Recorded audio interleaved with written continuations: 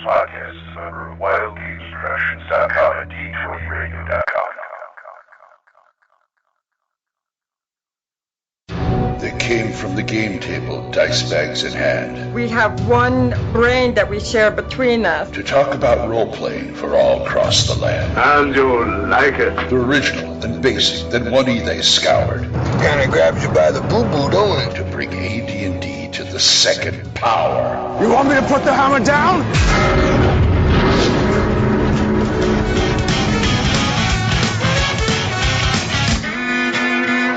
Welcome to THACO's Hammer, the best damn AD&D second edition podcast ever.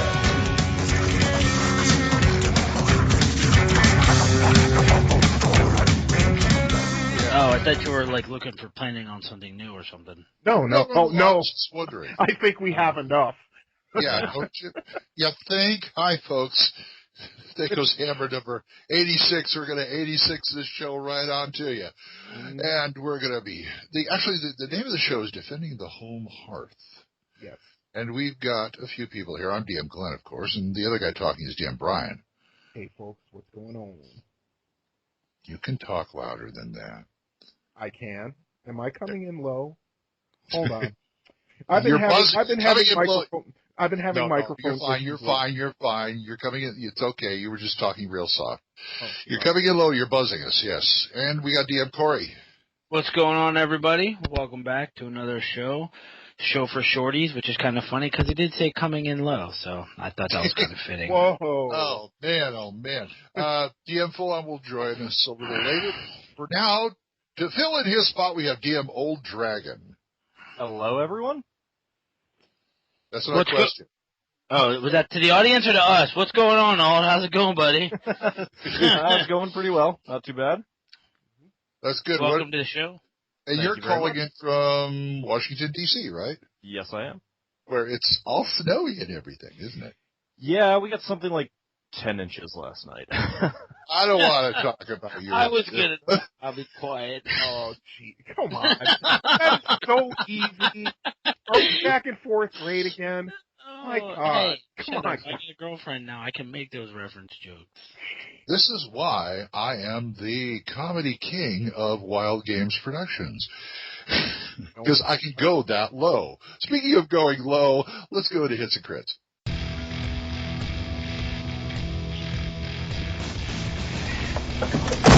Well? One thought he was invincible, the other thought he could fly. So? They were both wrong. Son of a bitch is dug in like an Alabama tick. You're hit. You're bleeding, man. I ain't got time to bleed. We're sending somebody in to negotiate.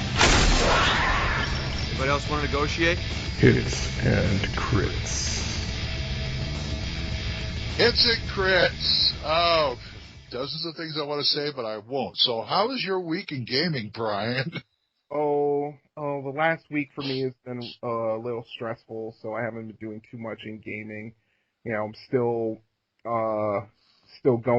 playing Marvel Heroes and having a whole bunch of fun with it.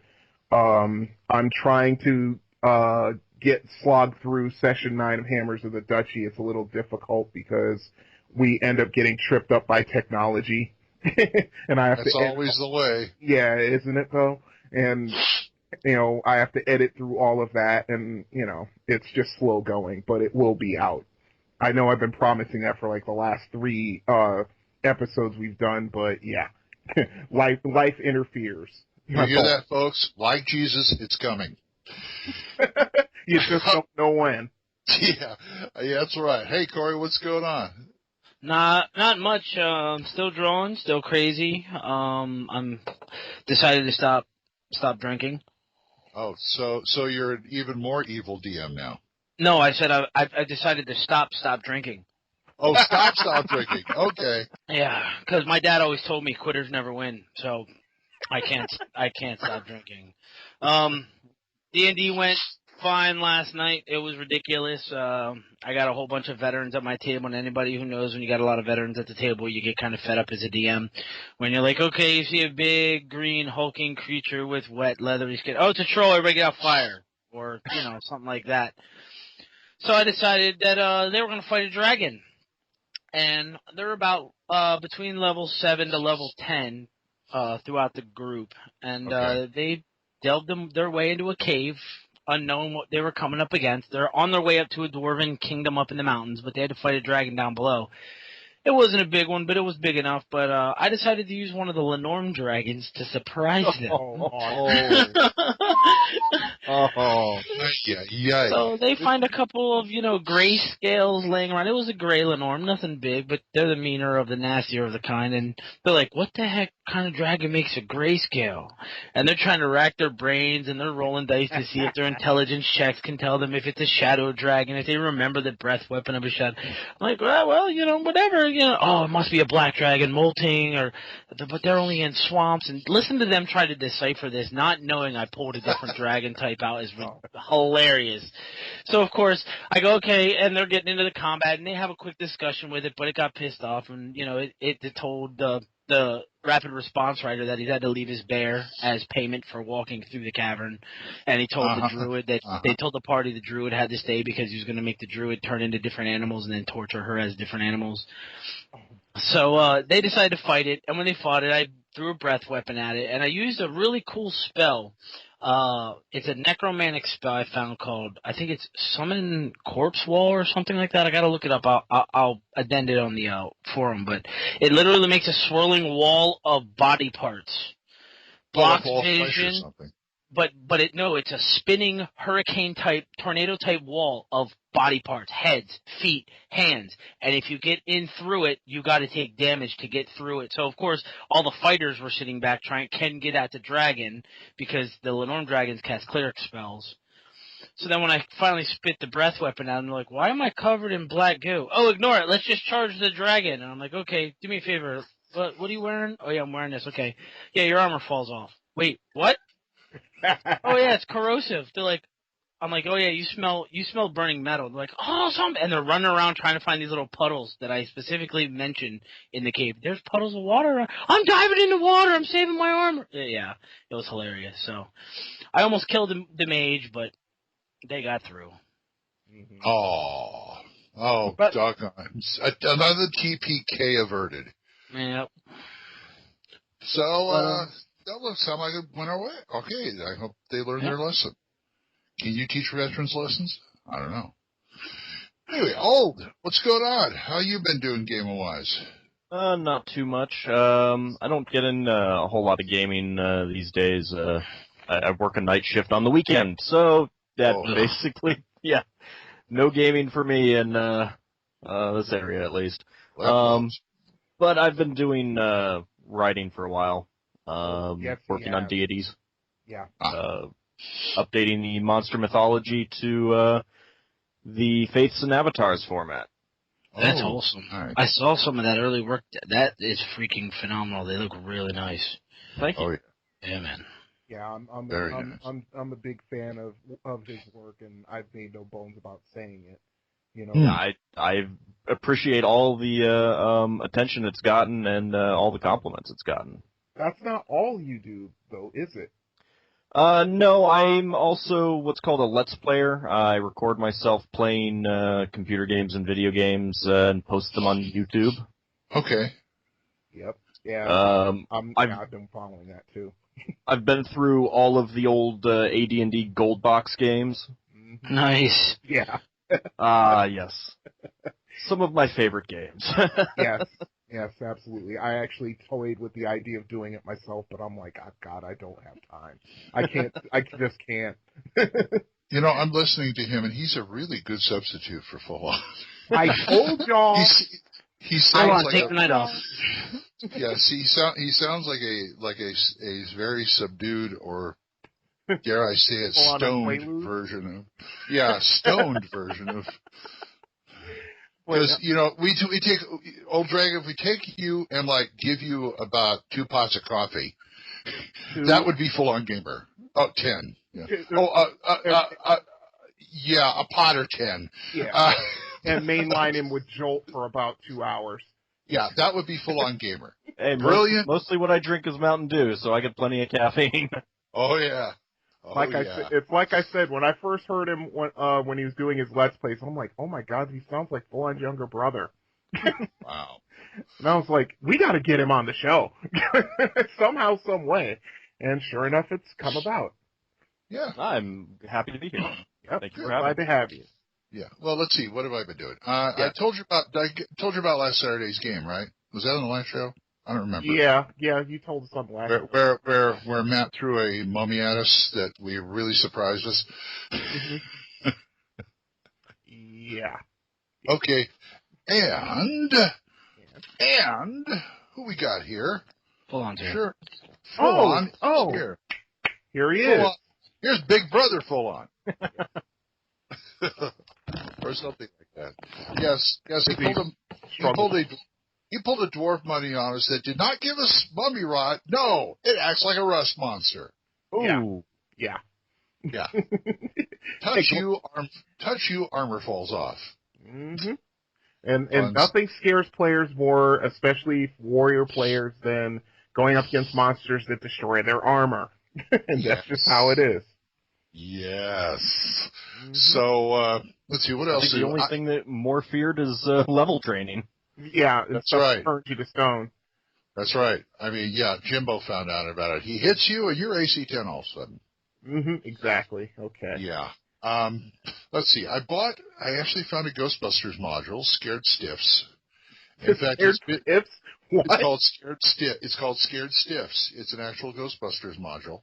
Wow. And I had to wait around until it came down to a reasonable price. I was talking about this on, I think Facebook or something. It was like, for some reason, the Ghostbusters role-playing game stuff is like really expensive. I don't doubt it. I don't know. There when it came out. You know, it wasn't like, it didn't take off as much as they thought it would. So I guess they must have just limited the print runs because, I hardly ever saw that stuff in games. That one they put out, Ghost Toasties, goes for an obscene amount of money. Mm-hmm. You know, I've seen $60, $80. Wow. It's just for a module. That's unbelievable. You know, I don't even want to talk about Tobin's Spirit Guide. Yeah, because I've never heard of it. Yeah. I have never ever heard of that. That is kind of strange. Yeah. And guess who's here? Hey, it's Big Brother Full On. How you doing, Full On? Howdy. Howdy. So how's your week been treating you? What do you think? I just got home. Oh, sure, but you must enlighten us, sir. All right, don't forget it. Right. Are we on? Yes, we're on. Okay, fine. You're on. In that case, greetings, Gamer Nation. Full on Gamer. And yes, I've been doing Army things the Army way for Army times, and that's what I'm going to continue doing through the rest of the week. So catch me while you can. Okay, well, we caught you, and you're here now. So, Brian. Yes, sir. Do we have any emails? Oh, yes, we've got emails. And okay. Old Dragon, this is where the show gets interesting. One moment, please. That's already interesting. Yeah. Is it regular emails or voicemails? No, they're all regular emails, believe it or not. Okay, cool. Kojo, where are you at? Okay. Kojo this week will be played by Brian in an email. Yeah, no kidding. I couldn't even try. The man has a master's in, what does he have a master's in again? He has education, I think. No, that's me. Anyway, okay, we have a new emailer to the show. His name is Chris Patola. Hi, Chris. And he says, "Hey guys, love the show. Please keep up the fantastic work. I live in the Greater Toronto Area, specifically Oshawa, Ontario, and have been gaming since 1986. The first RPG I played was the James Bond 007 game produced by Victory Games. Pause. I remember that. I'm like, that's gaming cred right there, because I think I've only seen that game once. I at one time owned not only that game, but the Q manual. Really? Which is probably one of the best supplements that was ever turned out. Wow. That's awesome, because, that's the only Super Spy one that I ever played and was familiar with was Top Secret and Top Secret SI. Those are the only two. Right. 007, yo. Yeah. Yeah. No, I mean, there's Top Secret. There's also 007. Oh, I know. It was published by the same people who did Doctor Who. Yeah, that's right. Yeah, that's true. The original Doctor Who before. And from Hero Games, Danger International. Mm-hmm. Yeah. So. And then Ninjas and Super Spies from Palladium. That's right. And Mercenary Spies and Private Eyes from Flying Buffalo. Shall we go on? As the verbal tennis match continues, yeah. In terms of D&D, I started with Beckme, progressed to 1E, and by 1990 I was playing 2E. I played that until 2000 when 3E came out, which my group took up, and therefore so did I. Recently, however, I've decided that while I believe the editions produced by WotC, welcome back, Corey. Sorry, didn't mean to make that much noise. My bad. No big deal. I believe the editions produced by WotC, with the exception of 4E and Paizo, of merit, and I do enjoy them. I've chosen to go back to an earlier edition to get my gaming fix these days. Yep, absolutely. We applaud you for that. Now, I know you fellows do not edition bash. Very commendable. However, that being said, would it be possible to hear what each of you think of past editions of D&D and why you like 2E as much as you do? They stink. Oh, sorry. Pulled the trigger a little early. There goes the non-edition bashing caveat. Well, I've had. We were asked for editorial opinion. That gives us license. Yeah, that's true. If you've already covered this in a past episode, please direct me to which one that may be. I've been listening to THACO's Hammer since episode 50 and have been catching up on the past episodes. At the time of this email, I'm on number 15. Thanks for the awesome show. I really appreciate it. You guys rock. Best, Spatola. Yes, we do. Thank you. What was the question again? He's asking it's two-parter, what we think of past editions and why we like 2E as much as we do. I think we should have Old Dragon go first. Okay. Well, by past editions, would he also include, like, 3E, and I guess 4E, since they're coming out with 5E now? Next, whatever. I guess so. Go for it. Go for it. Yeah. We got an opinion on all of them. For the most part, yeah. I like 2E primarily because it's the one that I know the best, and I know the system better than anything, and it seems to flow the best. 1E compared to 2E, I mean, they're basically the same game, but just not as refined, and it doesn't have as many of the options that I like that 2E has. But they're basically the same game, which I love. I love being able to take things written for 1E and use them with almost no modification in 2E. And you can do much the same with Beckme as well, a bit more modification, although I have significantly less experience with that. I never converted to 3E. I had a subscription to Dragon Magazine when they were previewing it, and I read the previews, and I was like, this is not for me. This makes no sense to me, these changes. And that killed it for me right there. So everything that I know about the later editions is from reading the books here and there, and just they don't do it for me. They don't do the what 2E does as far as I'm concerned. Fair enough. Okay. So that's basically it in a nutshell. Did you say show enough? No, I was about to say, shall we go around the room with that? Yep. Okay. Let's go around the room in our underwear waving them. Anyway, who's next? Right. Anyway. Well, I'll go next. My experience is pretty much in line with Chris's. I mean, I started in 81, and that was basic, and then we graduated to first edition. We played that for a long time, and I was, always say, I was a dyed-in-the-wool 1E apologist until I actually sat down and played 2E in, what year was it, 1990? And it was like, oh my God, this is so much better. You know, as much as I love first edition, this is so much easier to play. Everything is like right here, condensed, distilled down, and everything makes a lot more sense. I don't have to remember 20 million different things just to get through one round of combat. Although I modified my game later, so it's like 10 million. But then when 3E came out, it was all Dragon. I was an avid collector of Dragon Magazine. I still have most of my collection. and they did this run up to 3E. I think it started like in October of '99 or something like that, and they just went through the changes that were going to be implemented with 3E, and they tried to put a positive spin on it, saying even though 2E is good like this is going to be better, and here's why. And I was like, I'm not 100% buying this. The way it was explained, they were going away from a class-based system into skill-based. Now, I don't have problems with skill-based systems. It's just, it's not D&D to me. At that point, I've been playing it for well over 10 years, and it's just, just as natural as breathing. And not only that, it was like, when I saw the prices, for the rule books for 3E, that's when I just said, okay, here's my line in the sand. I'm not going any further. Although I've danced on it a couple of times and taken some rules out of 3E and imported it into my 2E game, and I think it works okay. So that's why I like 2E. It makes the most sense. I've been playing it longest now, and I really have no incentive or need to go to any other edition, future-wise. Corey? Next.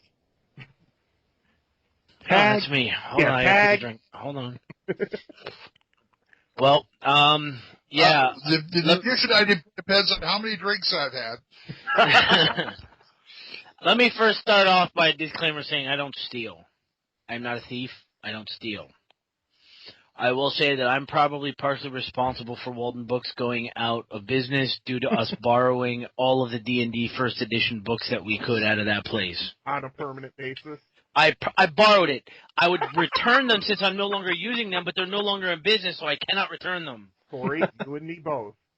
So anyway, I started, like I said, everybody knows I started around first edition, and right when it turned over to second edition, I just really got into it, started collecting my books. I collected everything I could of second edition. The more that Ed Greenwood and his group printed out and published out, the more TSR and later on WotC started squeezing him and his creative people to print out more Forgotten Realm stuff, the more I just kept buying, and I was like an addict. And it was just collection after collection of D&D second edition books. I like second edition better than first because first edition, and I'm just going by what Vince tells me, our friend Vince Florio here. Our not so benevolent overlord, yes. Yeah, our producer. That first edition is very much freeform as far as the additional optional rules. If you want to do this, you can do this. If you want to do this, you can do this. I understand that. And I understand that they hand wave a lot of things and they let the GM or DM make it call on the fly. That's fantastic. But for me to have the rule in front of me so I can say, as a DM, my opinion of this is X. And my player goes, no, it's not. And I go, douchebag. Page 97 of the DM's guide. And while you're done down there, kiss my butt. So essentially, I have proof of the options that I can use. I like second edition because of all the options, because of how in-depth the character sheet went. There wasn't 15 spaces on a character sheet, and that's all you needed to play the game. To me, it fleshed out the character more. Like I said, I amassed this massive collection of second edition books, and then third edition came out. And I went, it's D&D. I still got the addiction. I'll buy the books. And when I bought them, and then less than a year later, like, oh, wait, 3.5 books. Here, buy the 3. I went, you know what? I'm done. I'm done chasing the dragon. You tricked me once with Magic the Gathering with every freaking year. Oh, here's an expansion. Here's an expansion. Here's an expansion. Oh, we're redoing it. Here's a new edition. Yeah, no. I'm not chasing. Still doing that? Yes, they are, and it's a great business model. As a business standpoint, it is a fantastic business model. As a collector and owner of the books, they can go F themselves with a dragon penis. That's all I'm saying. And with that thought, let's go on to Full On Gamer. I remember back in the day. I picked up, I got brought into basic D&D by my mom while we were over in Germany back in the late 70s, early 80s window. Went basic expert and started, segueing into first edition, as I was getting up in through elementary school and stuff like that. By the time I was on my way back to the States, it was a well and versed collection of 1E stuff building up, and I was back in the world in the mid-'80s by the time they started pushing all the other editions and started going into 2E. Now, the conversion from, basic to advanced, first edition was fine. It was comfortable. It let me do all the things I kept wanting to do, because I said, why can't I do that? I need more. Why can't I do that? I want more. And that's, it was house ruling from basic forward.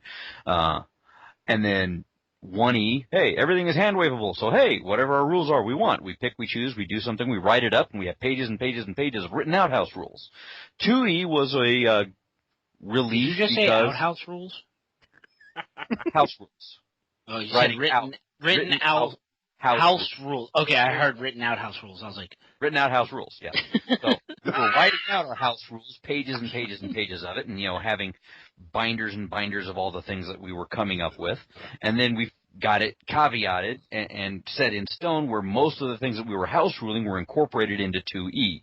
And we said, okay, no problem, we can work with that. And we, started evolving into the 2E game set. And we ran with that for a while. And, of course, 2E evolved its way, and they did their reprints, and they started accounting for their errata, and then they did their black book rules, and I enjoyed the heck out of them because, it's options. It's which options do you want? I've got options, and if anyone questions me, they don't have to argue with my opinion. They've got it in print. We can go with this, or we can go with my adjustment to it. Pick one. And I was happy with that. 3E, I was not an extreme fan of as it came out, except for the fact that I was partially sold on it just because it, again, did most of the house rules I was already doing. Right. So 3E was fine to run with. It also merged with, because we had Star Wars coming out with its new D20 version coming along, and we were, evolving into that from D6 Star Wars, and it was a good segue to be able to play both games at once and understand everything about either. And we were able to deal with that well. I was bit hard by the 3.5. I was bitter about it because it was far, far, far, far, far, far, far, far, far too soon a business model to have to release it again. Mm-hmm. Which is why I haven't really, as much as I appreciate 3.75, aka Pathfinder, I haven't invested heavily into it because I've got the game already. I don't care about your races and class names, basically. Yeah, that's a good point. And won't touch 4E with a flaming, possum. No, sorry. I won't touch it with a flaming skunk corpse. Okay. I mean, have we? Just one question. It's like you've noticed that with each generation of the game, the viability envelope gets smaller and smaller and smaller. Right. No, it's not the viability envelope gets smaller and smaller. I mean, willingness of the corporation to support product. Mm-hmm. Because when 3E was going gangbusters with its OGL, product was flowing in like mad, and that's when they realized the mistake that they couldn't cash in on all that product because they weren't bringing it back in-house like they would do with 2E when gamers could produce stuff and get it produced. Yep. Yeah, but I have a feeling the people who... To the fucking fold. Now, going back to the question, why I like 2E, I don't like it so much per se better than any of the other editions. It's just the podcast I happen to be on, and I have all of it. Where you wound up. Where I wound up, and was, we no took one's him running in a off 3E podcast, so I can't play with them. But I'll play 1E, I'll play 2E, I'll play 3E, I'll play 3.5E, I'll play friggin' Pathfinder, I'll play Basic, I'll play Expert, I'll play all the knockoffs. But that's as far as... And you're going to have to sell me a whole lot on what happens with 5E or D&D Next or whatever it is they're calling it in this new incarnation. Because it was a toxic flavor that just... I understand people say, play it and you'll understand. I had to do that with 3E. Once I was playing it, fine. It was, I understand that. I can work with that. I can do with this. Hey, this is a great thing. And besides, we started house ruling this, that, and the other into it any damn way. And I started bootlegging things out of other D20 systems for 3E. And it worked out fine because it was more D20 system at that point, no matter what you were doing. And it was fine with me. I could do all of that. And with my play style of anything and everything mishmash, I'm good with that. I'm happy with that. And if I can get the license, if I get to run it at my table, that's how I run it. If I go to somebody else's table, I'll play what they play. And if I'm playing 2E, hey, I got I got everything to reference. I got everything to do with it. It was a good, comfortable time, and it represents one of the longest, most stable incarnations of the game with the best population of products that were coming out for it, other than the old friggin' tournament series modules for 1E, which I've gone into the business of converting to every other edition and every other game system I play anyway. Cool. Fair enough. Fair enough. How about you, Glenn? Yeah, How about your Glenn. opinion? Come on. You're I on don't two know if different podcasts. Let's hear what your opinion is. I don't know if I can follow that. All right, crack. Now, short gamer history. I also started in 81 with 1E. My DM got us into 1E for a few games, then switched on us just so we could play her pet RPG, Gamma World, for 3 years. At that time, I got the Champions bug and played Champions for 12 years. I didn't even want to look at D&D because she burned me so bad on it. When I came back to podcasting and this, I mean, after that, I got into 2E. I'm getting my timeline mixed up a bit. I got into 2E, and that's where I mostly played all my AD&D, which is great. And I had no problems with it. I didn't mind the splat books. And then 3 came along. Good old 3rd edition. I played it. Everybody else was gung-ho on it. I played it. I had no real problem until I started DMing it. And I come to realize 3 and 3.5, yes, I was burned on that too, and 3.5 is D&D for pencil pushers. Because all of a sudden you got a lot more stats to take care of than just like write a few things down and go with the monster. By the time I got a podcast, I found the glory, which I totally missed. That was basic D&D, and I love basic D&D. 4th edition, forget it. I hit the wall, went backwards. As far as basic goes, the 3 brown books, I really can't relate to them. I played BX. I like BX. I like BECME.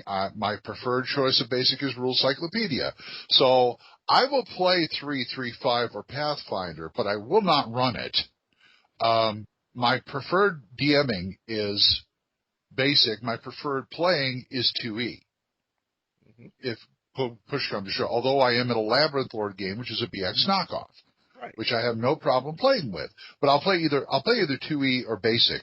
I guess I could run a 1E game, I don't know, but I'd rather run 2E. But in my heart of hearts, I'd rather run basic. And as far as like conversion, you can convert anything to anything up until 4th edition. Isn't that nice? Yeah. And D&D next, it can just go next right out the door as far as I'm concerned. And I think that's all. I think that answers your question. And I thank you. I'll be here all week. Please tip your waitress. Try your waitress. Don't forget to tip your veal. Yeah, that's right. Okay. Chris, that answers your question. In depth. Thank you for the email, by the way.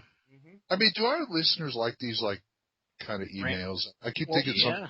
Oh, God, here we go. Long rant emails again. Yeah, well, they just got to deal with it because that's. Hey, if they don't want to hear it, they should send in emails of their own so we don't read these other people's emails. But there we go. Or ask for editorial opinions, allowing us to rant, where we do not edition bash, but we do exert our right to editorial opinion.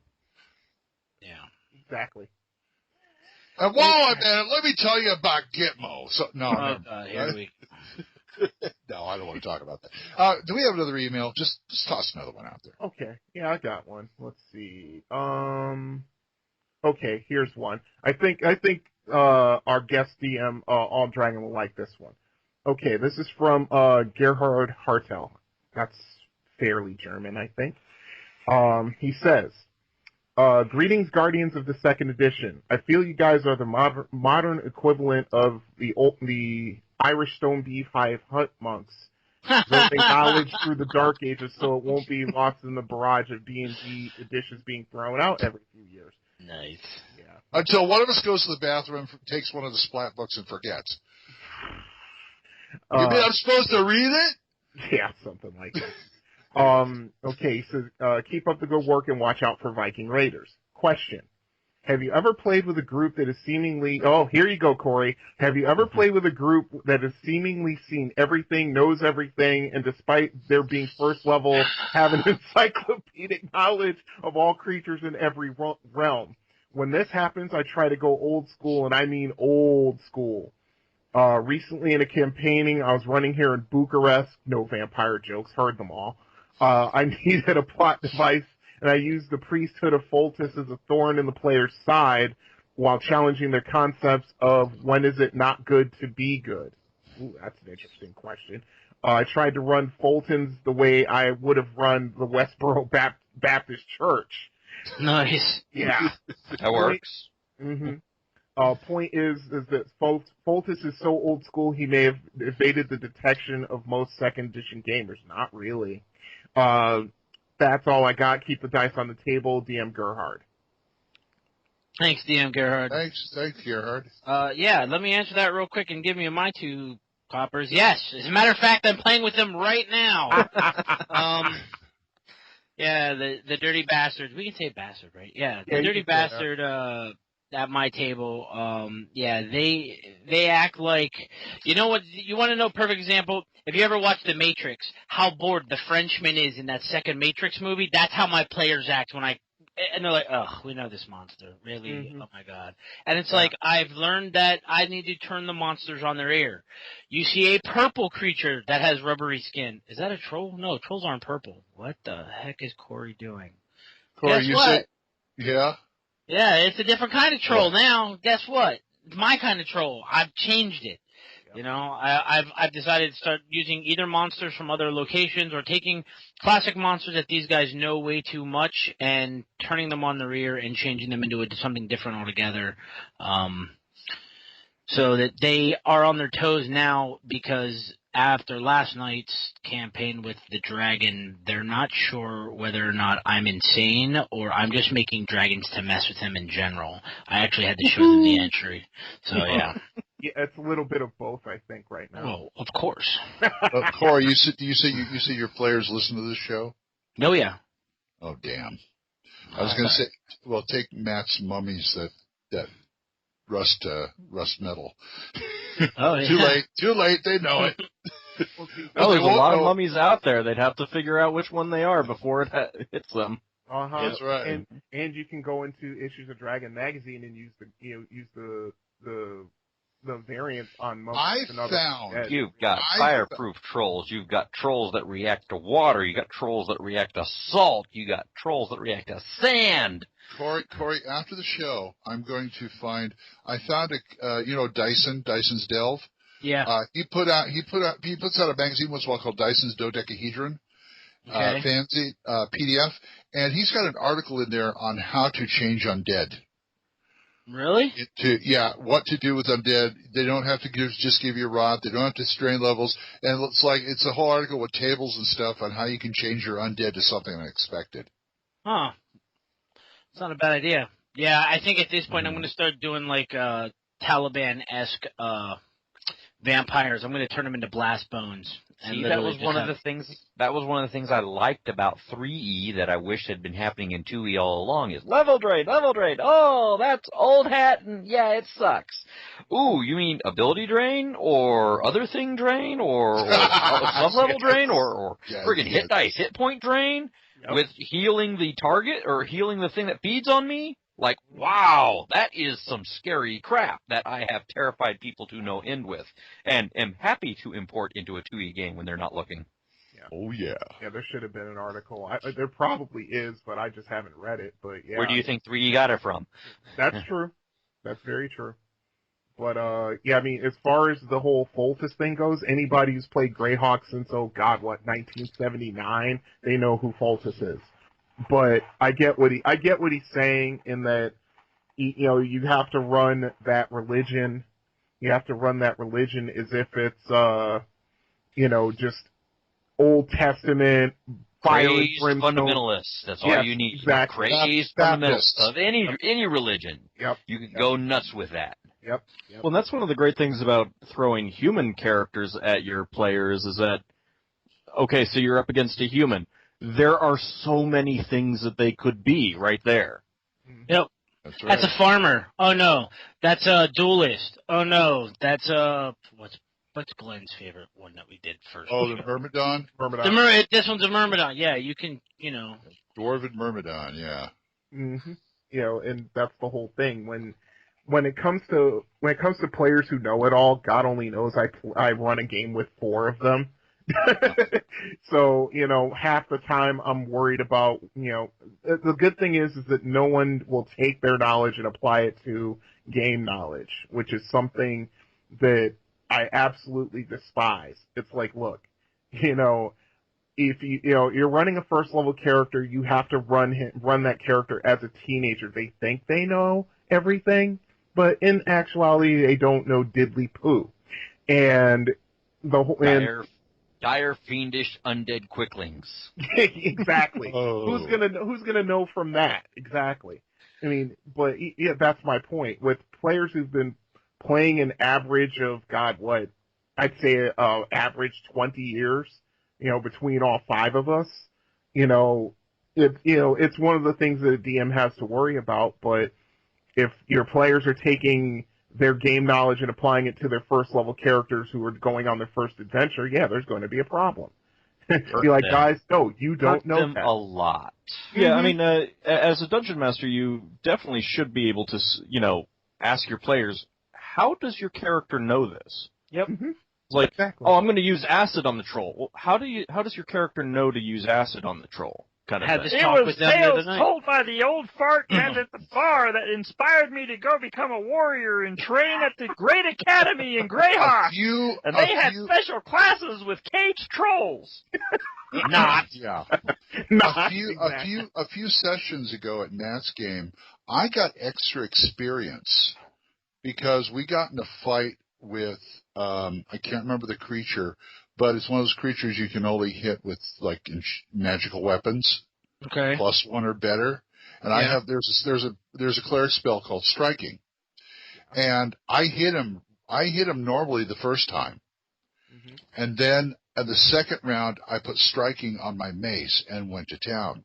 He said, I'm giving you extra EAP. I said, why? He says, because your character hit him before he knew how to hurt him and figured out that you needed something extra in your weapon, instead of the player just going, oh, well, let me put striking on here because it's blah, blah, blah.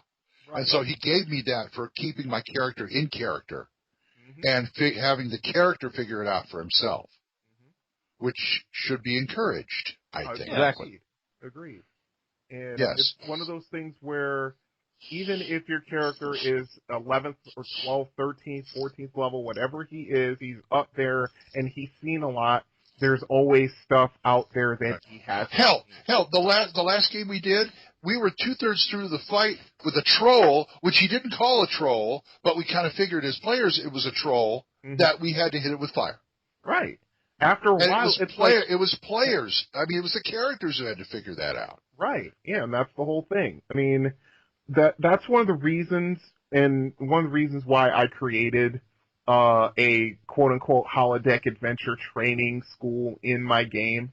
And it's one of those things where it's like, if that's part of either your character's background or you go there to learn or even to train, I will give a player an intelligence check to apply their game knowledge, but only if they make that sacrifice for their character, because the character's going to be broke after he's done. I've asked my characters how do you know that beholders have an eye stalk that does paralyzation? Have you ever seen a beholder? Well, no, but I've heard stories. I'm like, oh, okay. So what region are you from in my world? Well, I'm from that, because I got a big map on the wall of my world. He's like, I'm at number 4.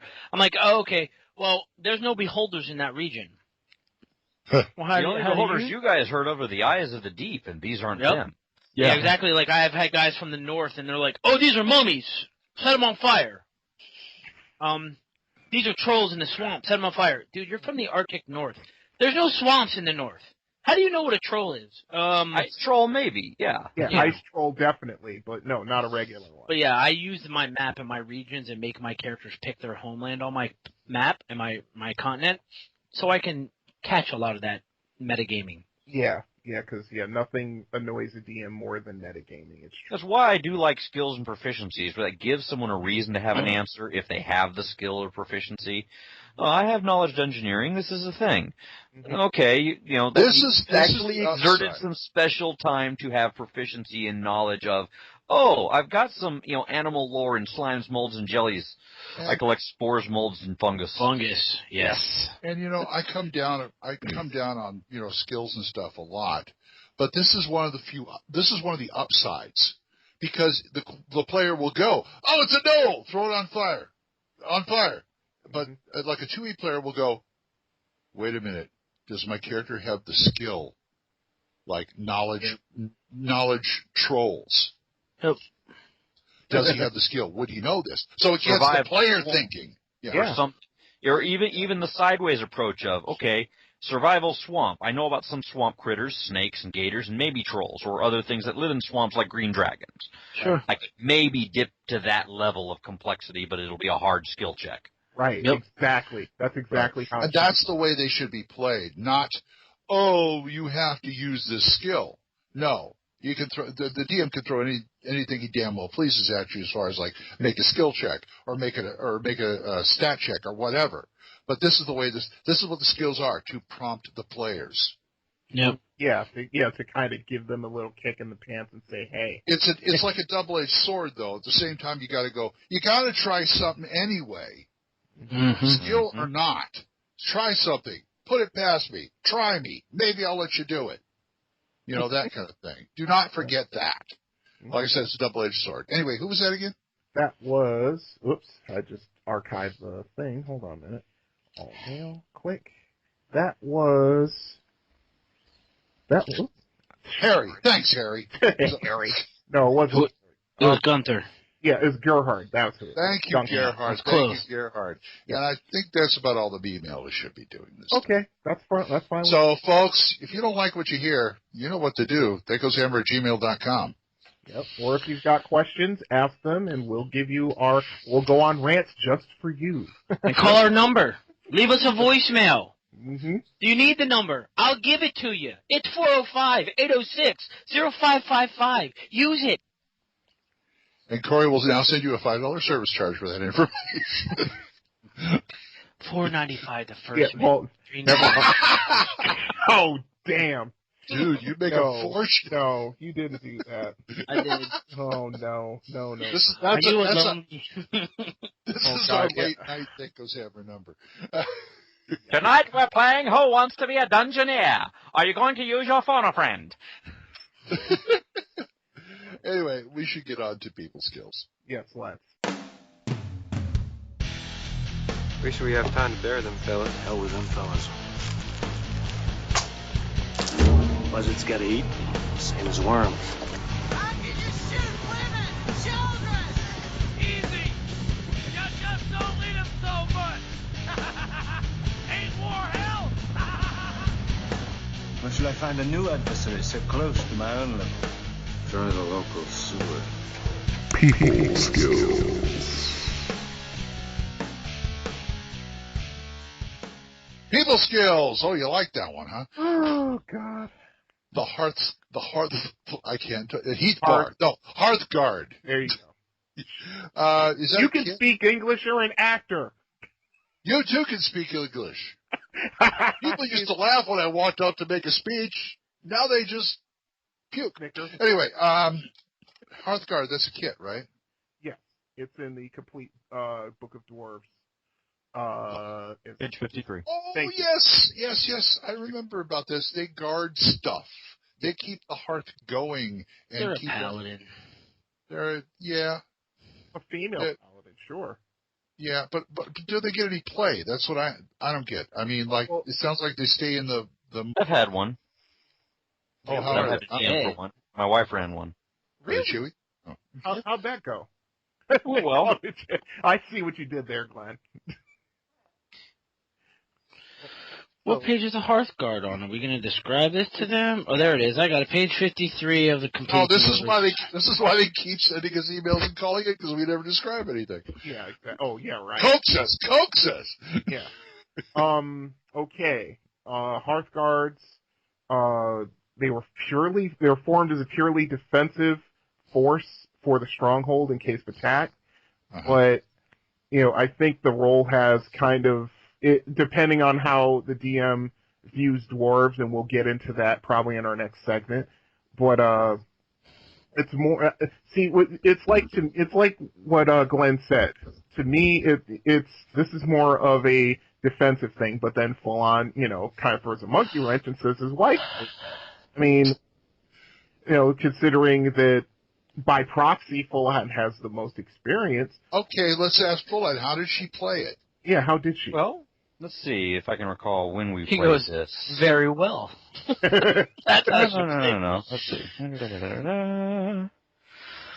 Normally she's not a dwarf player. She really, because we've burned her out on dwarves from all the other people who are dwarf players when we had the dwarf brothers running around on our matching war boars. No. Yeah. But, let's see. We did get them out and about. It was, I want to say this is when we were doing some of our gaming. I wasn't DMing this. She was playing a Dwarven. Actually, no. My wife was not playing the Dwarven Hearthguard. Somebody else's wife at the table was playing the Dwarven Hearthguard. Okay. I was also a player. They were also everyone else was players. We were running with one of our DMs back at Fort Bragg, and they were just rocking it out, doing the almost a paladin type activity. It was all right. We had lots of things going on that had enraged several dwarf communities, so that's how the buy-in of having a Hearthguard out and about doing something away from home was involved, because they were, fixing a broken Hearthguardy type situation as opposed to maintaining one. Okay. That I can understand. After I saw The Hobbit, The Desolation of Smaug, I understand how that works. Yes. Same thing. So then you killed your best friend's wife's Hearthguard dwarf, and I did not. I was a player at the time. Oh, I was going to say, she doesn't come back, and she doesn't let him come back to the table. I was, however, responsible for her and about 5 other people's deaths. Well, I knew you and Death had something to do with it. Is this the Ranger you've been telling us about? Or is this a different game? Different game. This is one where I was encouraging people, kibitzing from the side of the table about, no, man, you can get this way, and you can go that way, and we can make it this way, and we can catch this guy. He kept running from us, because the BBEG kept trying to run from us, and we kept trying to chase him down, and it turned into a running battle through his maze map dungeon complex until he ran through a black door. And everybody else was running after him to run through the black door. And several people, at my encouragement, did double movement, triple movement, whatever, to charge through the black door after him. Nice. Without wearing the necklace of adaptation or being the monk that would allow them to survive entering directly into the negative material plane. We killed about 3/4 of the party, and my fault. Running into oblivion. Stat. Exactly. Anyway. Hey, we had him on a run for a reason. Let's get a what's the actual write-up on this? Okay. Hearthguard is a female dwarf who's received intense military training. Frequently a weapon specialist. She fights as well as, if not better than, most males. A dwarf Amazon. Nah, not quite that good. No, different. It's kind of oxymoron, Dwarf Tika. Yeah, okay. I'll go with that. Let's see. In most strongholds, they're a respected elite fighting force dedicated to defending the stronghold and its children from external threats. Well, that kind of defines the role right there. Dwarven woman! Sorry. Exactly. Hey. Yeah, I'd like to see Linda Carter about 4'4". That'd be interesting. Ew, not this time I wouldn't. Talk about a low blow. Anyway. Nicely done, Glenn. You slugged that one right in there. It's called getting crap past the radar. Yeah, something like that. Hearthguards were originally formed as a purely defensive force to defend the stronghold in case of attack. In a few strongholds, male dwarves have come to see women as superior and leave all important decisions to them. Yeah, that does happen. Hearth Guards are highly regarded. They form an effective fighting force, well trained in combat and tactics. Outside dwarf society, they are a curiosity, if others are even aware of them. As a result, other cultures are suspicious of Hearth Guards, if not scathingly critical of their abilities, which is kind of interesting. Any who see them in this light are in for a nasty surprise. Although originally formed to protect strongholds, members are as free as any dwarf to adventure or travel. They are not restricted to a stronghold. Now, see, putting that little mini paragraph in sort of frees up the kit, really, because more often than not, I would think they would be just, I can not see just them. for NPCs anymore. Exactly. Yes. Exactly. Able to go out and about. Mm-hmm. Like an active defensive role, going out to prevent a threat from becoming a threat. Absolutely. That's Welcome to the adventures of the Forge Rangers. I can see it. Okay. Weapon proficiencies. They must be proficient in traditional weapons of battle, axe, one- or two-handed, spear, and light crossbow. They can only specialize in one of these weapons, or if multiple. These. Huh? It's a one. It just says these. Yes, I know, Falon. I know. I'm trying to stem. Never mind. Mm-hmm. Yeah. Moving on. Bonus weapon non-weapon proficiencies. Endurance, fire building, and local dwarf history, which pretty much makes sense. Yeah. Recommended ones: alertness, blind fighting, direction sense, dwarf runes, Boyer Fletcher, intimidation. That's actually kind of funny. Really? Yeah. I could see it. Rope use, sign language, signaling, slow respiration, and weaponsmithing. I wonder why they have local dwarf history as a bonus and as a recommended. Either Yeah, to that get is more kind slots in it, or that could be one of those typos that's like ancient dwarf history or greater dwarf history or something like that. Yeah, that's I'd kind say of why I ancient. skipped over it. Yeah, Probably, I would say ancient. Yeah. Yeah. Mm-hmm. Or local dwarf history of another region. Yeah, then there's that. Yeah, because it is rather specific to one area. You have a point. All dragon. Okay, equipment. When a Hearthguard is created, she must be equipped with at least chainmail armor, a battle axe, a spear, and a light crossbow, which is kind of expensive, so you better roll that on your cash generation.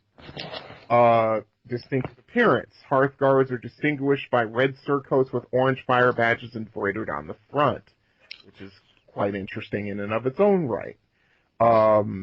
A Hearthguard is special benefits. They get a free specialization with battle axe, light crossbow, or spear. She must pay the initial weapon proficiency, but the specialization is at no cost. I see. Also, they gain a +1 bonus to attack rolls and damage when defending the stronghold. When fighting to protect young dwarves, that goes up to +2 in both ones. To gain this bonus, the attacker must be in a position to physically harm the young or about to enter a nursery or home. So, yeah, I could see them just basically mowing down orcs and goblins, who are, invading a dwarven stronghold, and they've gotten as far as to where the children have been relocated, which would be cool. Hindrances. Within dwarf society, only the most male-oriented strongholds react negatively to Hearthguards, because the role they play in the respect they've engendered, of course. In the male-dominated societies of other races, a female dwarf wearing armor and carrying weapons is sometimes not taken seriously. NPCs in such a situation react at a -3 to the Hearthguard. Right. Also engendering all the great debates about female dwarves got beards, female dwarves don't got beards. Not in my game, they don't. I've seen plenty of art with female dwarves with beards, but not in my game. I wanted to, but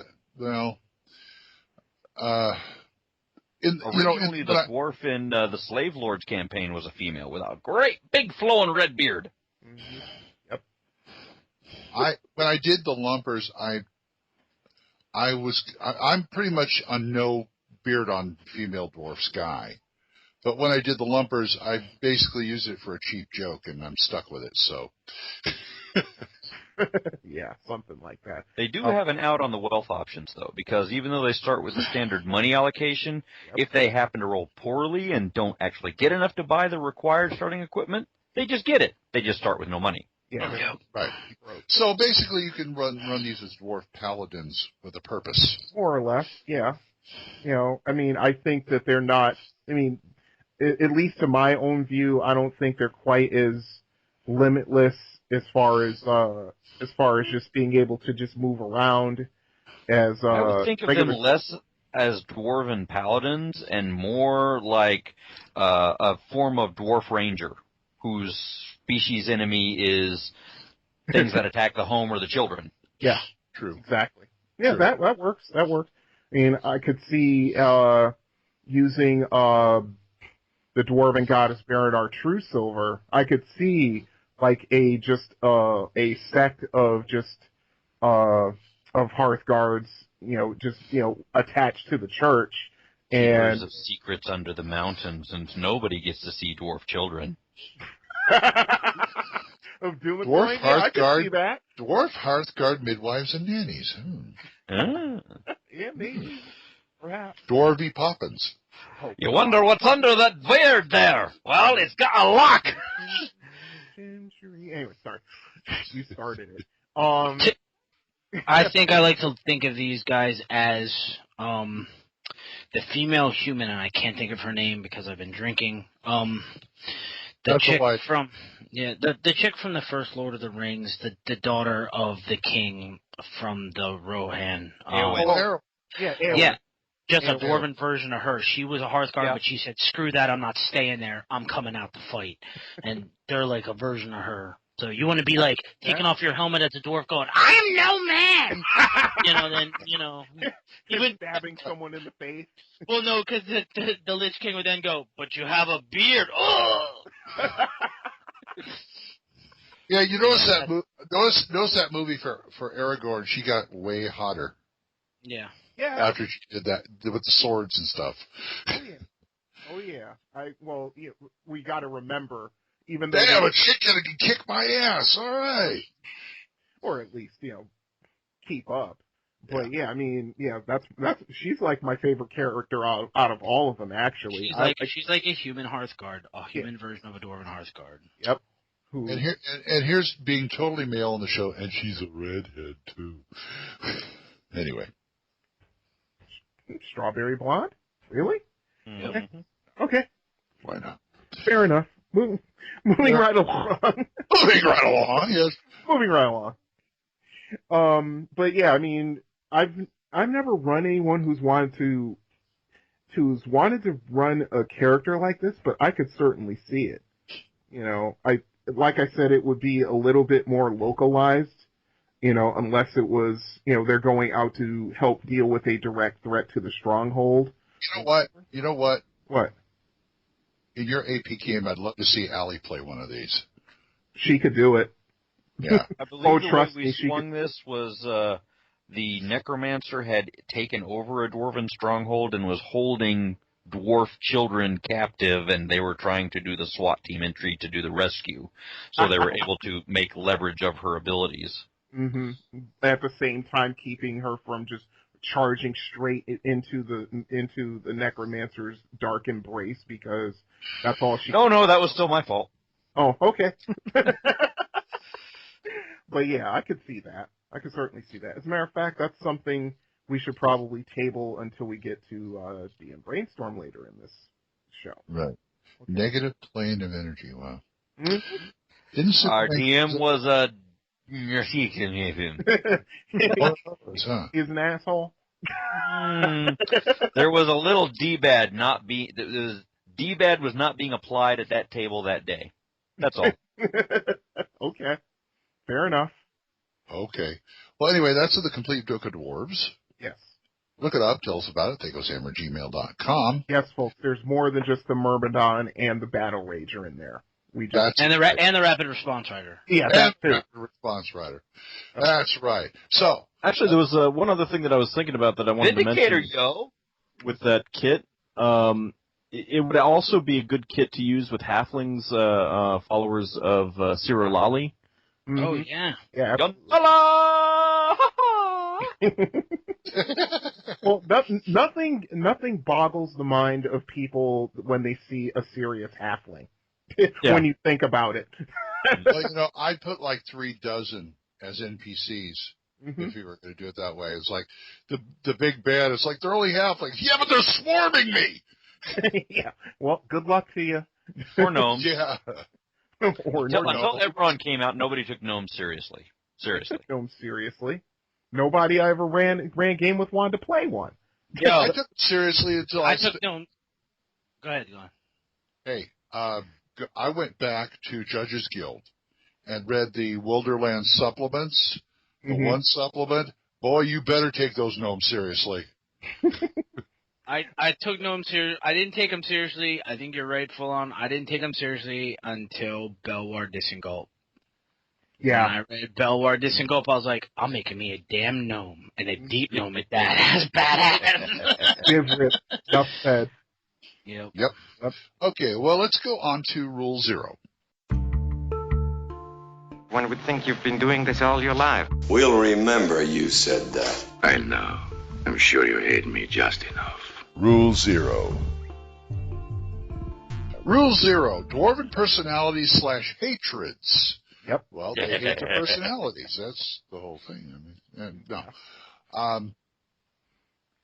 Yeah, dwarven personalities is kind of you get into it with the elves, too, and other races. They tend to get stereotyped after a while. Yeah, unfortunately, and it doesn't help that Lord of the Rings kind of went a little further to secure that stereotype. Until The Hobbit, where you actually saw, even though they were all on the same side, they all had fairly different personalities. That's what made it intriguing to me.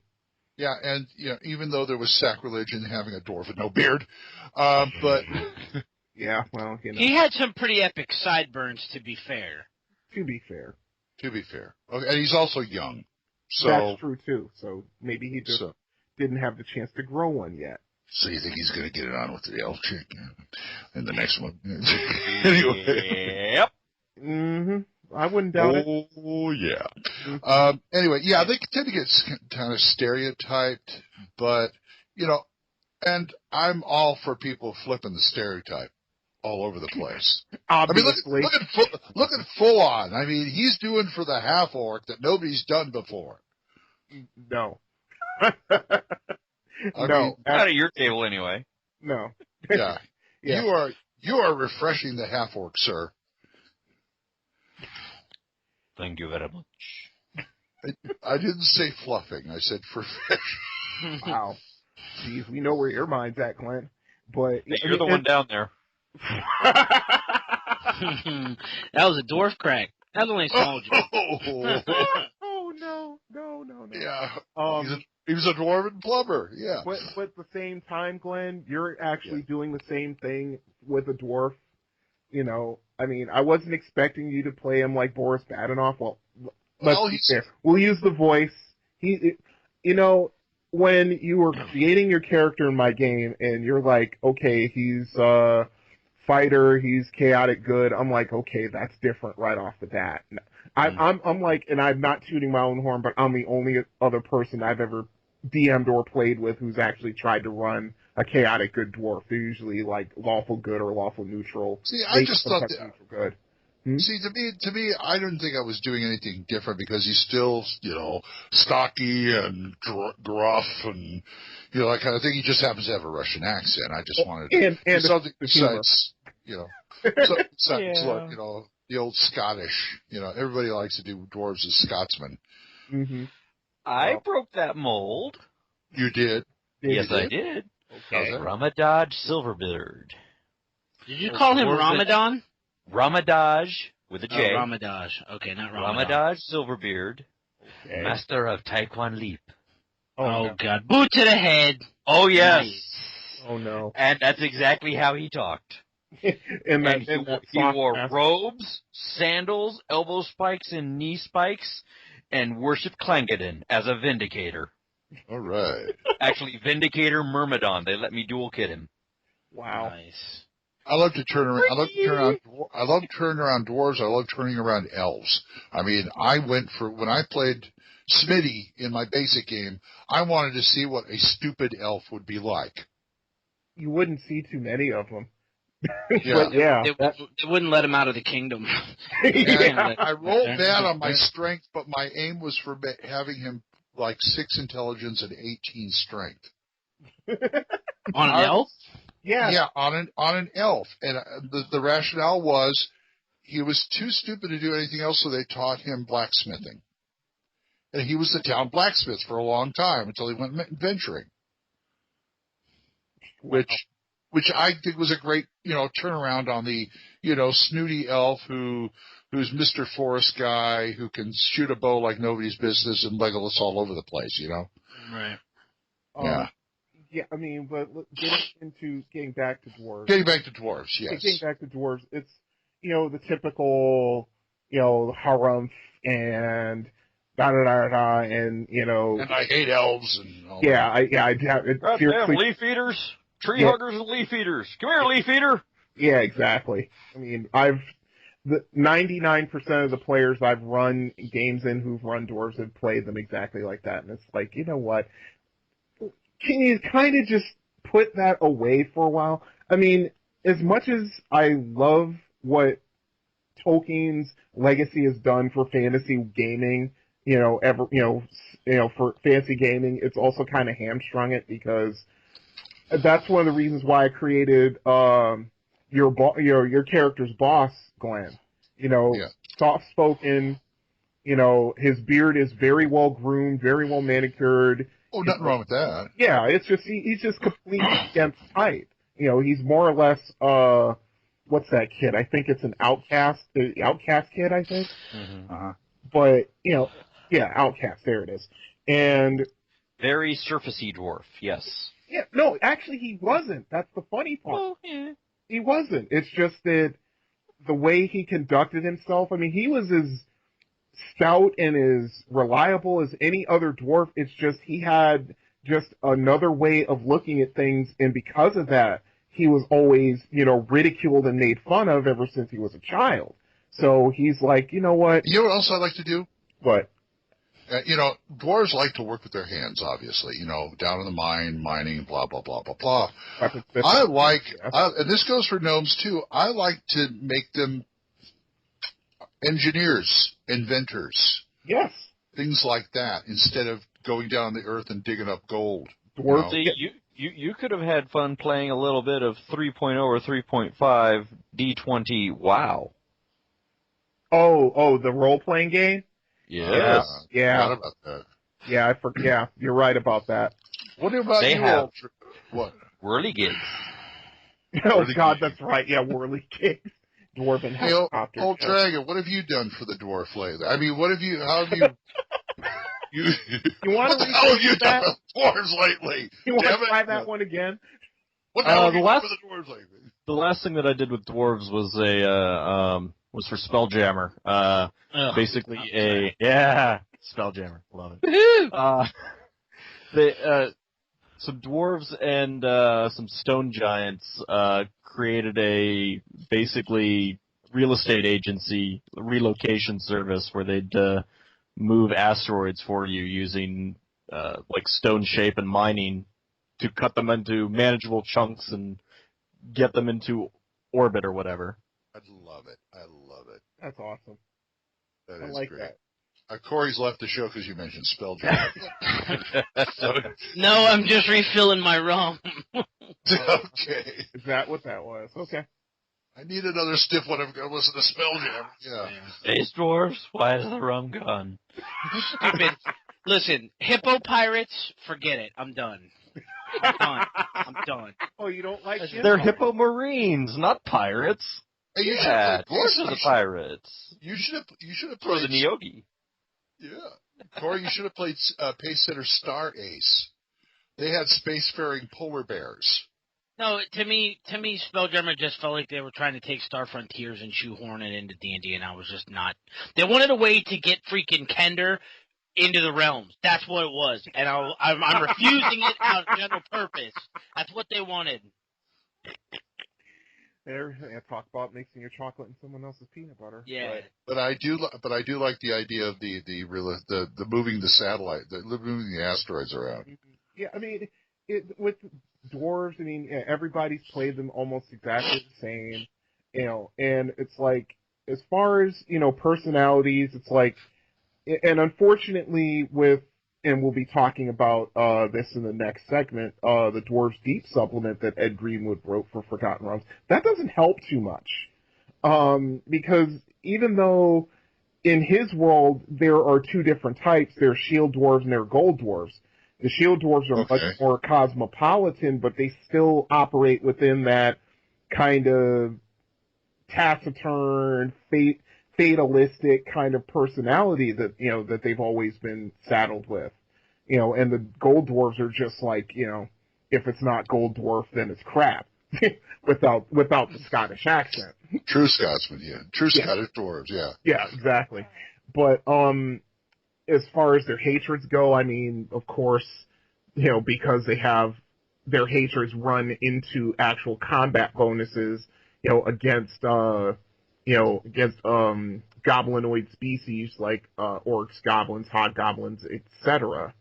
And then of course the stereotypical, because the dwarves like to work and the elves like to kind of take it a little easy, those kind of tropes. Of course, dwarves and elves hate each other, and it's more like, yeah, but can't we do just something a little bit different? I mean, that's one of the reasons why most of the times if I'm running dwarf or elf characters, I try to stay away from playing them like that, unless it's done for a specific reason. Right. I at least like that they reached out and started getting things a little bit more.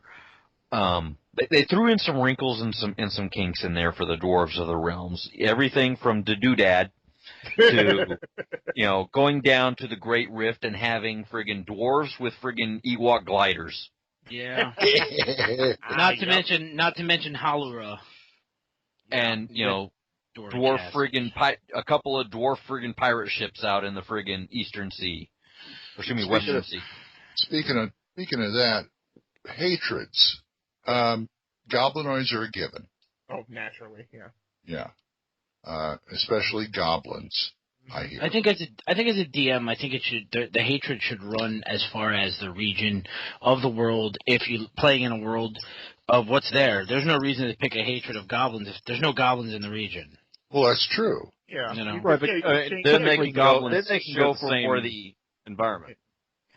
But they can go for also their, hatreds of, hey, we've got hatreds of dragons.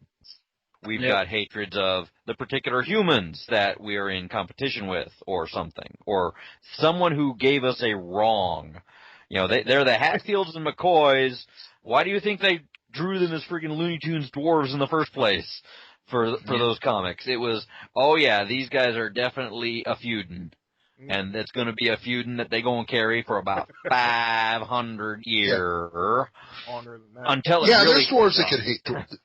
There can be dwarves that have a hatred of dwarves. Oh, yeah. Clan wars. It depends on the clan. Not even counting Durgar. I mean, you could just have straight up clan wars. You could have something that has to deal with, hey, I've got an Underdark axis and I've got Darrow down there. Mm-hmm. Yep, for sure. Or even better, you could use some more exotic creatures for hatreds, like Beholders. Beholders took over a dwarven mine and started to enslave the dwarves. Those that got free got out, and they've grown up hating Beholders, I played. When I went to Origins so long ago, I was handed a dwarf to play in this one game that had his party wiped out by an Illithid. Mm-hmm. And they said, well, okay, they didn't know how I was going to play him. I played him bat bleep insane because that just twisted his mind. He was still adventuring, barely, but everything that was his hatred now, was everything he went up to get from a kobold all the way up to like a rock troll was, you squiddy-headed bastards, I'm going to kill you. What are you talking I would totally have that guy wear an Illithid face as a Hannibal Lecter mask. Nice. Just to let you know it's just coming. But No, everything he fought was a mind player to him. Yeah, he had PTSD out the yin yang. Yeah, that's yeah, right. I'm sorry. Go ahead, Corey. I was gonna say what you should have had him do is every time he defeated a foe, took a knife to their chin and just made a bunch of incisions like a scroll on the chin to make them look like they're Iliathids. No, you gotta look better. See, we like our we like our Illithid mind slaves known to us. So you won't take that uniform off. We gonna mark you. Something you can't take off. Wow. But yeah, so that's an unusual hatred right there. Yeah, for sure. I mean, and it's well grounded in the background of the character, which makes it even better. Mm-hmm. Yeah, any DM could just take that and just say, okay, the humans have been doing them wrong for quite some time, and yeah, it could be translated to humans. And of course, see, the problem is that in an adventuring party where you have multiple different races most of the time, that the player has to be able to run his character how he is, but be able to say, oh, wait a minute, not all humans are like this, just those humans. Okay, make him face his own prejudices and, maybe even overcome them, but that's a role-playing aspect. Yeah, right. I mean, there's lots of meat you can pull from that. You can go for gnomes that, dwarves and gnomes vie for the same veins of ore. They're after the ore, they're after the gems, and they're quite territorial about it. Mm-hmm. Makes perfect sense to me. And you could just keep going on and on like that. I mean, to where you can have dwarves pretty much all over your campaign world, but, some may be traditional and others may not be. Do you stick with your dwarves as a declining race theme or not? That can also be a root for a reason or a source of a particular dwarven hatred. Right. We're jealous of those humans because they breed like rats. We hate Smurfneblins. Smurfneblins, because they're down there too, going for the same stuff we are. Mm-hmm. Mm-hmm. But they play dirty tricks to keep it that way. Right. Or just going after Darrows because Darrow are basically degenerate dwarves who dabble in arcane magic, which is a big no-no, quote unquote. So, or you can have a dwarf who just hates drow. Loves elves, loves all kinds of elves, but hates drow. In my world, the dwarven head god took a dwarven demigod that he created in his pantheon, who was trying to be greedy and usurp his throne, and split him in half, and literally it became the good side of him and the bad side of him, and the good side of him became Snurvneblin and Gnome, and the bad side became Durgar? Durgar. Yeah, Durgar. Yeah. Mm-hmm. So literally the hatreds run from the Durgar due to the fact that he tried to usurp the throne. I like Durkan's take on things. His hatred is the trees. All them damn veggies. You know what I'm talking about? They're corrupting for the win. Yeah, they're corrupting the elves. Wow. Yeah. It's a conspiracy. It's a great tree conspiracy. That's true. A dwarf that hates Skeksis. But Skeksis. Oh. Skeksis, you big friend. Well, they're in the game under another name, so yeah, they are. Okay, I think we've gone a little far afield. Some crunchies and crunchies. Tell us about your crunchies at THACOsHammer@gmail.com. Meanwhile, we'll go on to option package. My personality undergoes a startling change. You should meet me because I'm a great guy. I like big fat men like you. When they fall, they make more noise. And sometimes they never get up. Option package. Option package. Okay, Dwarves Deep, which is one of the area books for Forgotten Realms. Correct. Which is written by the man Greenwood himself. The man. The man, the myth, the legend. And for $8.95 retail in the day, that's a friggin' steal. Yeah, it was. Big time. Now, this one is a little, I won't say, when was it done? 80, something or other. Scrolling down. 1990, TSR Inc. Yep, 1990. What? 1990. 1990. TSR number, if you're playing at home? 9300. 9300. Okay, this might be a little problematic because I hear there's a few things in here that people don't like. I haven't run anything yet. I was skimming. I think it had something to do with dwarven reproduction. Well, they're a dying race. Something about they hatch out of a rock or something. I don't remember what it was, No. but I remember some kind of scuff up on one of the boards about it. Oh, don't even get me started on boards. The only thing I could think of would be the deep spawn. That's probably it. Yeah. A lot of people were going, ooh, squick. Yeah, it's like, get over it. Yeah, but the deep spawn is like one of the best things in the book. Mm-hmm. It got added into the Monsters Manual, but it's the perfect monster for why are all these various monsters working together in the dungeon? Yep. Yeah. Because a deep spawn is spawning them all. Yes, exactly. The deep spawn is like one of the best explanations of a dungeon population I've ever heard. Okay, I recall these. They're like the D&D take on Yog-Sothoth. Yes. Got it. Oh, from Cthulhu? Yes. Yeah. The sure. the putrid lake that spawns monsters. Yes, exactly. Yeah. You know, and in order to get rid of the monsters, you have to get rid of the deep spawn. Good luck. That's right. It's not going to be easy. It's not going to be easy. But now the whole thing about dwarven reproduction is that, you know, I don't know if this is what originally started this whole thing about dwarves being in decline because, you know, their birth rate is low. Because, you know, at least Ed goes into some descriptions or some explanations as to why, you know, being exposed to, you know, exotic metals and being at the forge and all that kind of stuff, you know, can make some dwarves sterile. So they can't have as many children. And then, even though he gave that explanation, he expanded upon the existing dwarf pantheon by adding a dwarven priestess of fertility. Mm-hmm. You know, actually trying, and the funny part is that the elves as well, he did that with the elves too, you know, by combining 3 elven goddesses into one, basically. You know, going Voltron if you want to go that way. But Menage a trois. Yeah. Hey, the way those deities are drawn, I'd watch. But anyway, moving right along.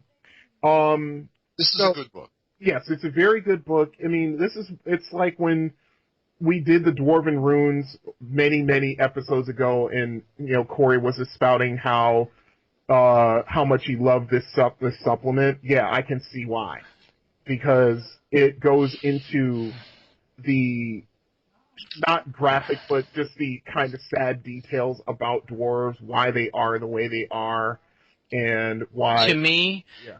Sorry, I didn't mean to interrupt you. To me, this book is the first attempt at when they finally did it, when they did the Drow of the Underdark book. This should have been made again, but as one of the softback books, that Drow of the Underdark book, they should have had a Dwarven version of that.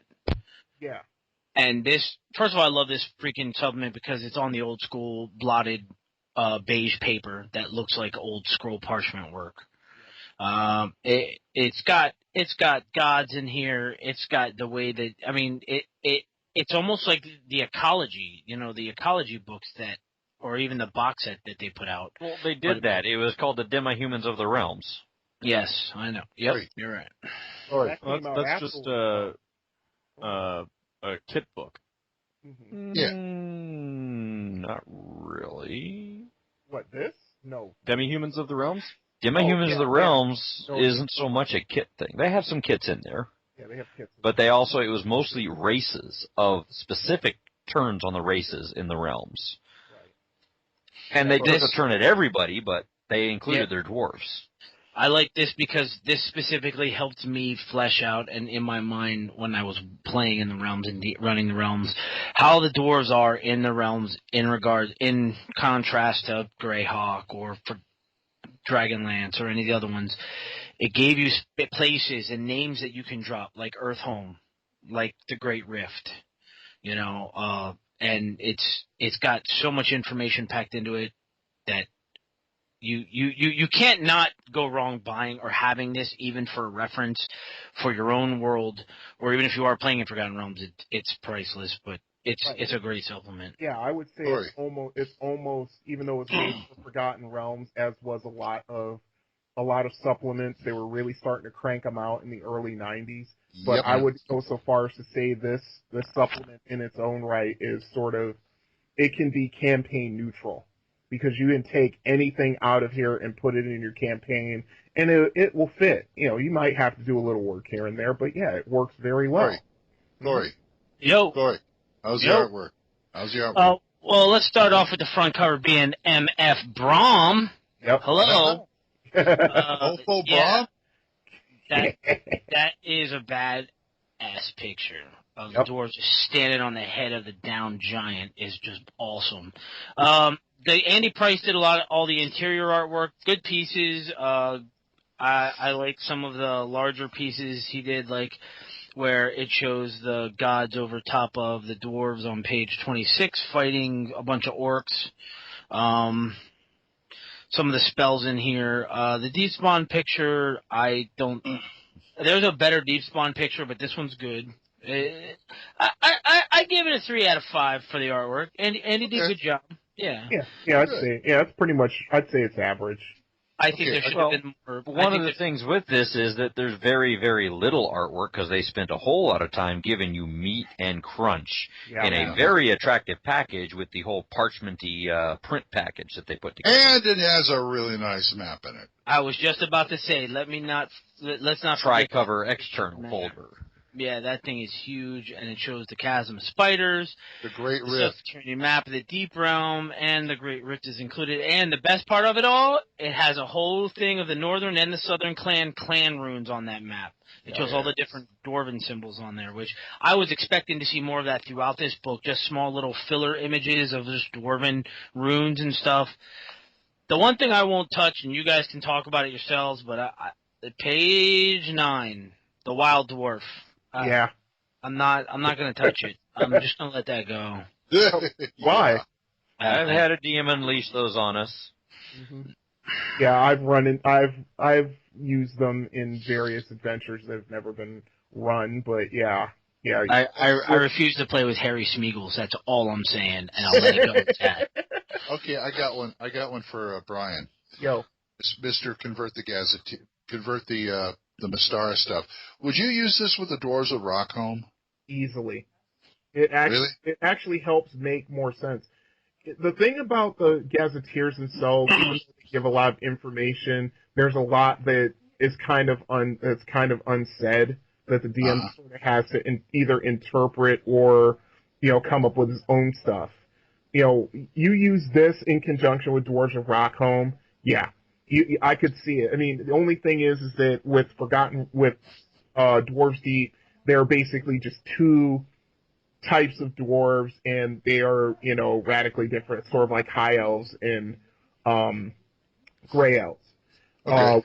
In the Gazetteer, there are like 5 different clans. See, I've run into that problem where it's like, okay, I've got hill dwarves, I've got this dwarf, I've got that dwarf, and it's like, okay, now I have to kind of match them up to the different clans, in Rockholm. So, it's not hard, it just takes, a little more work, that's all. Cool.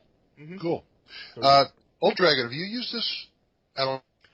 No, I didn't have it back in the day. I picked up the PDF when they were offering them back in 2006, and I've only ever skimmed it.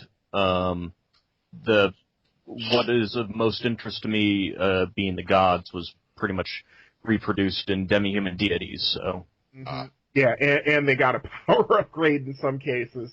That was the whole thing that I thought was interesting, because when demi-human deities first came out, I'm like, finally they addressed some aspects that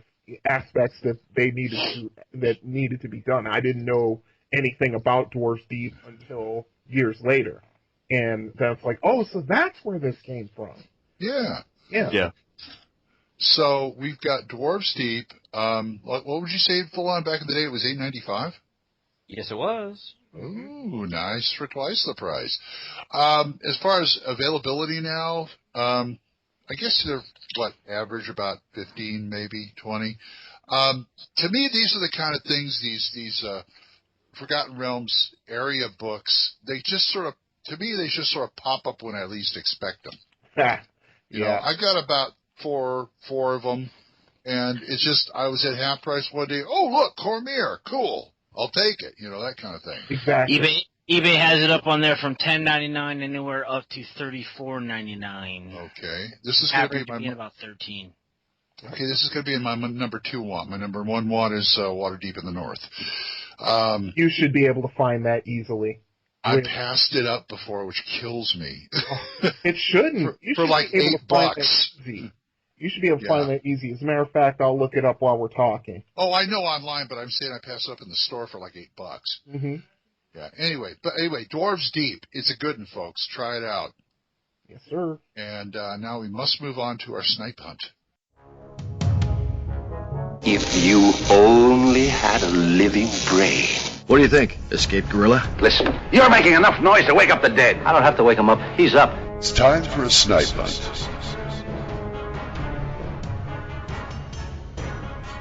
Snipe hunt. One of my favorite monsters, gnolls. You know why I like gnolls? Because they're so stupid. I know it depends on how you play them and stuff, but I like to play them stupid. Mm-hmm. Who knows what evil lurks in the hearts of DMs? The Shadow Gnolls.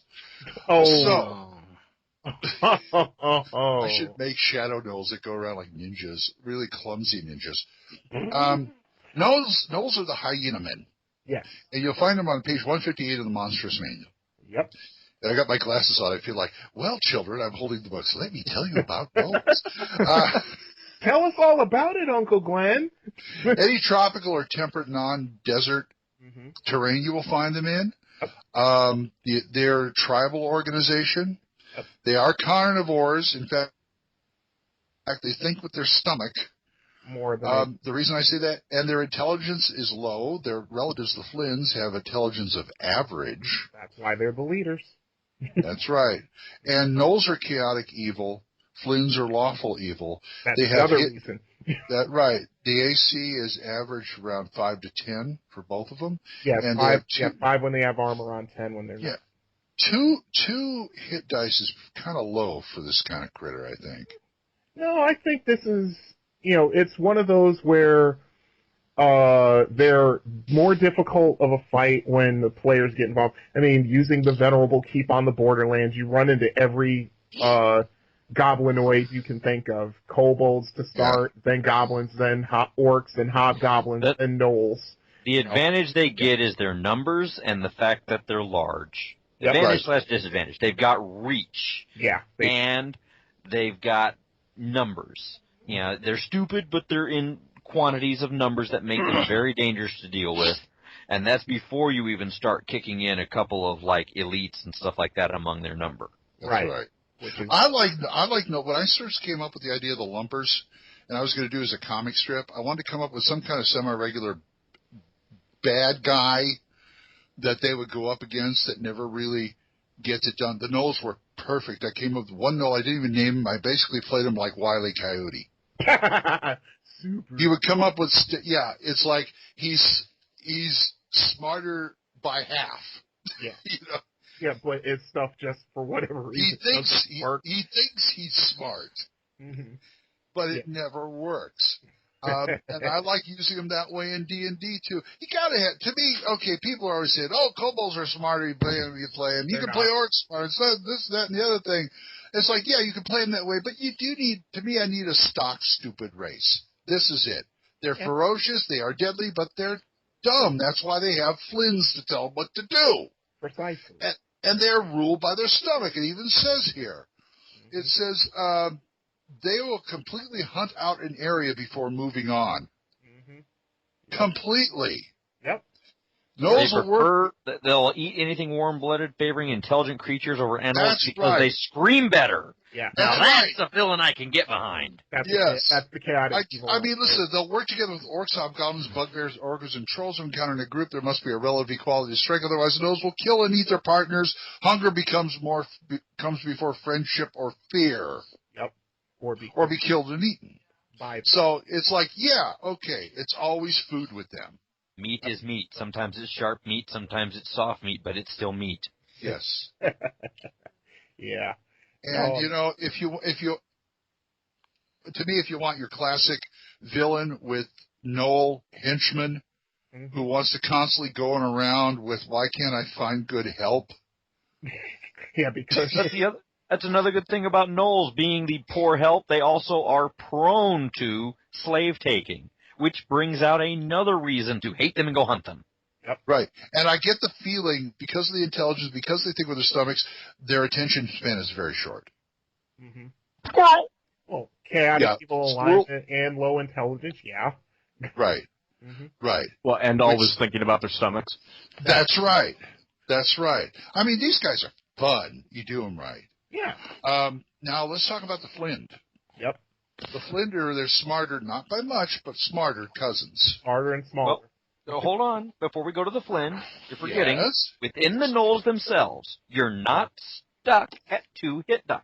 No, you're not. Just like the Drow entry, read the damn text. Yep, read Habitat and Society. All right.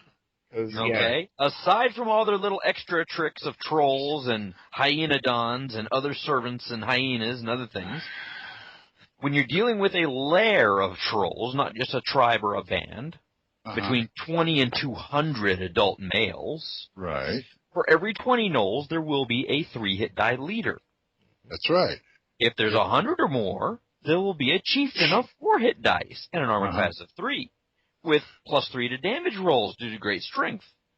Right. And each chieftain will then also have 2d6 elite warrior guards of 3-hit dice, AC 4, +2 damage each, as well as the other leader types that were already in the crew. Yep. So, when the Knoll doesn't go down because you hit him twice with the longsword and he smiles at you, this is the kind of people you're looking at now. Every race will have its ringers. Yeah, or it's elite warriors, or exactly. Or it's exactly. Yeah, we follow Grog because he hits harder. That kind of thing. Yeah. Well, that's he the one. Graduated 7th grade. Yes, too. Exactly. He can eat more than us, so yeah. Yeah, it's like that's the whole thing about that kind of way of being. That's what they not so much admire, but they respect is strength in whatever form it takes. But I mean, that's the whole thing. When you are going up against an entire tribe of Knowles, you are going to deal with your elite guards, your chieftains, your high muckety muck. So. And don't forget the priests or shamans. They've got Yinogu, the demon prince of Knowles that they could worship. That you just recently redid. Not recently. It was like over a year ago. But yes. And there was also... Oh, no, actually... No, Yinogu I did a long time ago. I did Gorelick and Refnara from Dungeon 48 fairly recently. Okay, we know who picked this monster this week. Actually, that was coincidence. That had nothing to do with it. Yeah, it was pure coincidence, believe it or not. But yeah, if you want to roll over characters in numbers, this is the way to do it. But a smart character can play them like a tribe of trolls, troll Knowles, even a large tribe. A smart character can play them like a violin. Yeah, if he walks the proper line between bluffing just enough so he doesn't get mobbed, but that's a big role play moment. Yeah. So you're assuming that they don't have a good leader like a Flind or a shaman or something. Well, Flinds aren't. I mean, they're good leaders, but they're not like say a half orc. You're assuming they don't have a leader like an evil necromancer or a half orc or something like that, or a high priest, a human that they'll listen to, who probably rules by he made Harry blow up. I better listen. Screw that, or Rakshasa. One of them Knowles has friggin' his hands backwards. Right. Yep. Then there's that. Just to really piss off the party. Yeah. Yes. Well, I'd point to the final paragraph in the entry. that flying leaders are 3+3 hit dice and at least 13 intelligence and 18 charisma to gnolls. Yeah. Good luck convincing the gnolls under one of them. Well, you don't convince them. You convince the flying. Yeah, if you can. Play Starscream for a little while. Yeah, good luck with that. Yeah. It's one of those where everyone wants to eat you. Yeah. And only if you're strong enough to try to kill whoever's trying to eat you would it ever work. A good smart player character can play a really good Iago to one of these guys. He could probably be the power behind the throne, so to speak. Yeah, if one was so inclined. Okay. I mean, yeah, he's got tactics and stuff, but what? Yeah. Okay, moving on to the Flynn/blinds. For some reason, I have trouble pronouncing that word, or pronouncing the word that way. Like you said, slightly smaller, and quite a bit smarter. And I keep thinking of a gnoll that looks like he came off the docks in Brooklyn or something. Big and muscular, and with more smarts. I remember the artwork. I think the Flind was in the Fiend Folio, if I'm not mistaken. The old one. He was. Folio. He and was. he was more like I don't want to say he was a hyena. He was more like a leopard. Just with rounded ears and spots and stuff like that. Well, they did say he had that. Yeah. Mm-hmm. And the best part about Flinds is that I think it's funny because you know how some players play when they're in combat. Instead of going after the biggest thing in front of them, they'll go after the smaller one because they're afraid of getting their butts kicked. Right. And they go after unless you're full-on gamer. Yeah, full on. Yeah, biggest thing on the thing. Yeah, he'll throw his saber at it. Yeah. From the top of the table. Yeah, from the top of the table. Yes. As we saw in session. Anyway, Anyway, you were saying. And the thing about Flinds is that not only are they just they're smarter in combat and they're more like the generals or whatever, but also they have this wonderful little thing they call a flying bar. Yes.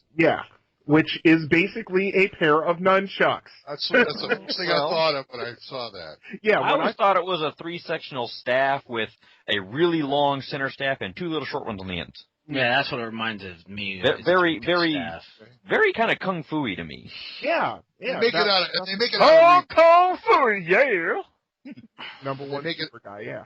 And they make it out of rebar, right? Yeah, something. But now the thing is that when they're using their flying bars, they can attack twice per round, and each successful hit requires the victim to save versus wands or have his weapon entangled in the chain and torn from his grasp by the flying bar. They almost got some smart going there. Yeah, they've learned how to that's one of the reasons why they are better than gnolls, why they end up leading the gnolls, because they do stuff like that. Ooh, he took Ear Eater's weapon. We should follow him, or something like that. But and not only that, they get a +1 bonus to their attack rolls when they're using. And as All Dragon said, they're regarded with reverence and awe by gnolls. So, leaders 3+3 hit dice, 13 intelligence, 18 charisma to gnolls, and always using flying bars. So, yeah, when you were running into a tribe of gnolls, these are the ones who were more or less in charge with, let's see, a troll bodyguard, and things like that. So, going up against a tribe of gnolls is not easy. Not easy at all. So you got this Ralph Cramden Flind leading all these really dumb gnolls. With his usual hairbrained scheme. Yeah, I could see that. Yeah. Smart but not too smart. No. Enough to kind of be able to keep up with adventuring parties to a point. But it's it would be interesting if you had a human or demi-human, like a larger thing, as the leader and having the Flind as the second. Yeah, I could see that. He'd be like the sergeant at arms, or the sergeant for them. So, all right, you would understand what we're doing? Yeah, whip him into shape. All right, guys. You know, that kind of thing. Yeah, I could see that, for sure. I could have fun with a couple of love potions and perhaps a half gnoll, half ogre. Only full on. What? And some human gnoll half-breeds, kind of like half-orcs, have the cunning necessary to make them really dangerous. Oh, yeah. Yep, that's our full-on. He always comes in with these things from left field, yes. Yeah, but the thing is, they're always deadly. Mm-hmm. Extremely deadly, it's true. How about this? Okay, Corey. Gnolls and Flines are dog-like, right? Correct. Hyena. Hyena, yeah. Okay. Yes. And their intelligence is low and medium, respectively. Yeah. Right. Yeah. Throw a high or exceptional 13th or 16 intelligence chaotic evil wolfware as their leader. Yep. I can see that. I could certainly see that. I was going to say devil swine, but they'll all smell pork. Yeah. Pork chops, yeah. Pork chops. 75% chance an encounter a wolfware will be running with a pack of wild wolves or wargs, and then he has, gnolls running beside them. Oh. Yeah. On hyenodons? Yeah, mounted. you go. Oh, God. Now that's friggin' hyenodon mounted gnolls are to mounted cavalry what, orcs on wargs are. I mean, it versus goblins. I mean, this is going into the category of, okay, you got your little rat patrol guys running around there. Hey, we're going to bring out the little Sherman tank dude here. Oh, this is the friggin' Bradley. Mm-hmm. Yep. And then over the hill comes the mind flayers riding Lamias. Yes. Jeez. Yeah, that's a campaign. Yeah, I want to be about 15th level attack. Mind flayers would not show up riding Lamias. They would send in the drones. Yeah, the drow slaves. Yep. The drow slaves. Follow. Oh, boy. Yeah, this is what we tend to do, Ald. I know, I listen to the show. Yeah. Welcome to it. Gonzo's the word. Yeah, for sure. My God. Well, yeah, try these not little, but sons of gun in your campaign. You'd love them. Tell us about it. THACOshammer@gmail.com. And finally, we go into, you've been waiting for it. Here it comes. Ready? Wait for it. DM Brainstorm. Now you tell me what you know. Only the infinity of the depths of a man's mind can really tell the story. What are you, a wizard, a genius? DM Brainstorm. DM Brainstorm. Wait for it. It's here. Okay. Booyah. Glenn, quick question. Yeah. Did I say I was going to make a bumper for that? I made a bumper for that. Oh, you did? Yeah, I have a bumper for that. Really? Yes. Oh, send it to me. I want to hear it. I'm curious. But anyway, moving right along. Sorry. I will. No. Well, all right, fine. After the show. Okay. Anyway, let me redo that. DM Brainstorm. Yeah, Booyah. Here we are. It's time for that again. Until it gets into the old show, it's going to stay here. Yep. Class, I think. We're going to, we got dwarves on the mind, so we're going to talk about dwarven strongholds, occupied or abandoned. Okay, let's flip a coin. Let me make a decision. Let me, hold on a second. Hold on. What? Let me introduce Old Dragon to our new portion of the show. He may not have heard this section, so he doesn't know what we're doing here, so he can help participate. I'm familiar with it. Oh, all right. Never mind. Go on. All right. I was waiting for that. Okay. I am up to date on all the episodes. I've listened to them all. Good. Okay. I'm going majority rules: abandoned or not. Well, I could do. I understand you're talking about occupied or abandoned. First question is, occupied or abandoned by what? Occupied or abandoned. I say occupied. Yeah, a dwarven society. That's what we're. Let's do a dwarven kingdom. Okay. I'm down with that. Anybody else? That's two. One more carries the majority. Somebody? Okay. Anybody? Okay, we'll go occupied with dwarves. Okay. All right. That's good. We're golden. Motion carries. Right. Motion carried. All right. So what are we going to do with this? It's going to be in the ground, of course. Really? Or in a mountain somewhere. You said stronghold. Could be anything. Could be a hills, dwarven could be citadel and mountains. Spelljammer. All right. All right, good night. All right, we got it. Good night, folks. Okay. Well done, Ald. Well done. Nicely done. Jeez, he could fit right in on this show. He knows. He knows how we operate. Done the Chasm-y thing already. Let's take we've done the volcano thing already. Yeah. Let's take Well, we don't want to go too weird. You know, like an actual above ground. Or actually, you know What, like underwater? Let's take yeah, that was last time. Let's take the wall approach from Game of Thrones. It's a frozen ridge. It's a dwarven ridge line. Okay. Where they have tunneled and populated and fortified and built up the outer lines of the ridge line and are living inside the deep earth of it. But it's not like Moria Hidden Door Dwarven Kingdom. It's, you look from a distance, see, there's the Dwarven Kingdom. Yeah. You can, you gon' pay. So essentially the Anasazi. Okay. The Anasazi? So yeah, there's an ancient people that dug into the side of the mountains in New Mexico and Oh yeah. Okay, I'm with so there's strip mining dwarves? Strip mining, there's everything that they dig out of the earth turns into a piece of a tower or a wall they put on top of it. They are always building. Yeah, so everything they mine out is for further future expansion. Yeah, future expansion and to shore up their already formidable defenses. What are they defending themselves against? And if they don't find, and if they find gems or gold or silver or whatever, that helps fund more building. Yes. Yeah. The gems they find, they trade with. They're in a rather remote section, so I would say trade is not very high on their list, but still people will. Oh, I'd see a trade route ending there because Lord knows they're building stuff. They're going to need stuff like food. Yeah, but they are far removed. They can't farm. Well, and they have can. traders who go out to mushrooms and roth, baby. Yes. Mushrooms and roth. Yep. They can have the deep farms. But they may develop a taste for the finer things and trade those. Oh, I agree. Yeah, that's what they would do, but dwarven raised mushrooms command a high price in this area. Okay. Yeah, okay.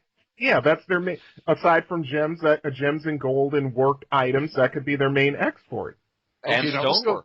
They export stonework bricks for building, custom carved dwarven works. You know, they don't necessarily use everything for their own walls. The stone version of Legos full on? Yes. Oh, they're Minecraft dwarves. Oh. Okay, you said you asked what are they doing? Do you have wood for my sheep and some stone? So that's the question. Now, my whole thing is I'm going to play on the typical dwarven dislike and fear of arcane magic, and I'm going to say there is a cold using archmage somewhere to the north of them, and they have some sort of not information, but they're guarding against some sort of invasion because they're the first settled, they're the first occupied settlement in the area where this frozen Heart of Winter Archmage. Oh God, I just had a Frozen flashback. What am I thinking? Let it go. Just let it go. Just let it go. Oh my God! I'm thinking. I've never seen the damn movie and that came into my brain. What's wrong with me? I'm thinking. If you say that, I'm also thinking Frost Giants. Yeah. Yeah. Okay. Okay, with an archmage with frost giants and yetis and. How about flyings? How about flying? They're Arctic. They're Arctic. Yeah, they can. Yeah, no. Ice trolls. Ice gnomes. Ice trolls. Remorhaz. There's got to be a Remorhaz lair nearby. Okay. Yeah, I can see that. And also, all right, let's use this one. What about their relationship with the ice elves? Because there are ice elves. There are? Yes, there are. Go for it, guys. Cold. I go with good relations. They are the actual scouts and outriders.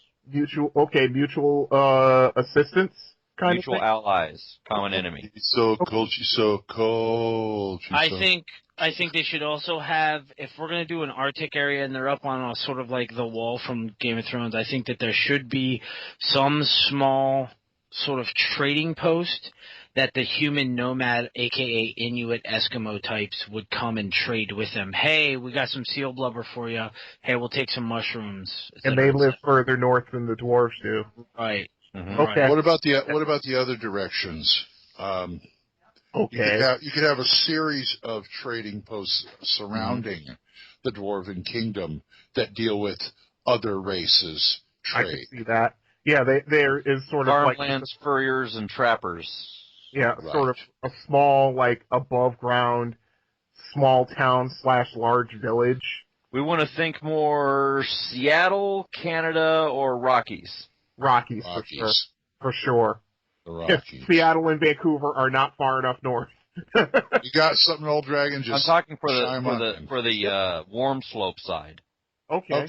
Yeah, sure. Okay. Does that mean it rains all? No, that's Seattle. Yeah. Let's take Vancouver. It doesn't rain quite so much up there, believe it or not. They still got the terrain. Yes, they do. Oh, it's gorgeous country up there. So they're Canadian. So they're Canadian. Oh God, no. From like shore to shore kind of thing. What do you mean? Like, is it? Would it be like the Wall or Hadrian's Wall, where it's cutting off the northern part of the continent from the southern part? Oh, I see what he's saying. Yeah. He's saying, is it cutting off going farther north, or is it running north to south? No, I'd say it's cutting off the north. Now, like Seattle, is it near an ocean? Is it near a port? Doesn't have to be. I would say no. Maybe a large. I keep them more inland. This is the ridge. This is a ridge line connecting two greater mountain ranges. Okay, yeah, I was just with a big bridge between with more of a plateauy kind of thing forward. A big rock bridge. Yeah. And so it's sort of like the lowland of this between two mountains. So it's the area where people would want to go through if they could. Correct. But the dwarves are here. Yeah, and yeah. I'm thinking more on the scope of if you took Utah and Salt Lake, and just drew a line from the Rockies to the Sierra Nevadas, and made that their ridge. Yeah, that's they occupied that. Okay. I'm seeing this lowland where people can travel, but remember I mentioned a bridge between the two mountain ranges? This is what the dwarves built so they can get there faster. Okay. Trade from and they have clans. exclusive rights to that. Oh, I got a funny story about a dwarven bridge after the game. These are like a few clans who trade with each other just between the clans. They trade with the regular people down below. Right.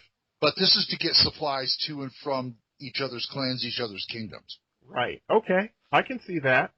I could see like several dwarven clans. You know, some of them off of one range, the other one the other side. Yeah, and you got like rapid response riders and myrmidons to keep the harpy nests out of there. To defend, that area, and also to keep an eye on the activities of that mage, because he's been gathering various Arctic monsters. And of course, the dwarves are going to automatically assume that the mage is going to, mage and his forces are going to attack. And you know that bridge could be a strategic point for that mage. Oh yeah. To take it out. Yeah. So that he has unfettered access, because getting through either one of the mountain ranges on either side is too difficult, even for gnolls. In the only ones who have that kind of access or be able to get through are the giants, and they're not telling their secrets. And then we'll put a railroad inside one of the mountain. We'll put the damn humans on the seaward side, populating like rats. Perhaps some piratey type towns that are just totally unsavory. Oh, you mean like Luskin? Yeah. Did you say Lake Town? And then to the right, we'll go, let's go dragons. Okay. Just because that keeps dwarves dragons? and no, mountainous dragons. Yeah, well, not just white dragons. There are a couple others. There's like, oh god, red dragons like mountains. Yes. Not that far north. I was talking sure, the right hand, the right hand of the H. Red dragon with the fur coat on? Those are dragon lands in general. There's some. You go down into the lowlands, you find swamps. You go up into the highlands, you find reds. You go up onto the peaks, you find cloud dragons and brass dragons and every damn thing else. The parched tundra, deserty areas end up with some blue dragons, but it's all the easter lands are dragon infested. Here be dragons. Yep, here be dragons. Yeah, don't go down there, boy. Why? Here be dragons there. Okay. Okay. All right. Somehow I got to work giants into this. Okay. Well, aside from being allies, the frost giants. Okay. I forget they can create cold, can't they? Their shamans could not. Okay, shamans, so we got some frost giant shamans working with that evil mage. Yeah, for sure. There you go. I mean, all of a sudden, hey, bad weather's coming. Didn't see that. Wasn't on the weather charts. They're making it. Winter is coming, Glenn. Early. Oh, God. Oh. We're going to get sued by freaking Martin. He should be so lucky. Anyway. I mean, remember what Saruman did when they were going over the hills? Having like that kind of thing. Mm-hmm. Hitting the mountain, making the stuff fall, the snow and the ice and the glaciers and all that. Ooh, glaciers. Mm-hmm. Yeah, that could be something else. Yeah. But okay, go ahead. I'm thinking glaciers. They're up there. They probably have one nearby. Would dwarves do anything with glaciers, like carve them or chunk them or sell them? Sure.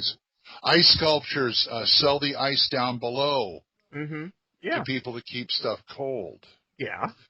Ice trade is always a good choice for people who have access to ice like that. Okay, so because of all these enterprises that the dwarves have, the region is growing, which is also making it a little more difficult for the dwarves and their allies to defend the area because there are more people coming up and more people settling in the area. So now there's a problem there as well. They may be expanding quickly. There are also more. Well, they know about humans; they breed like rabbits, but it's also more opportunity for them.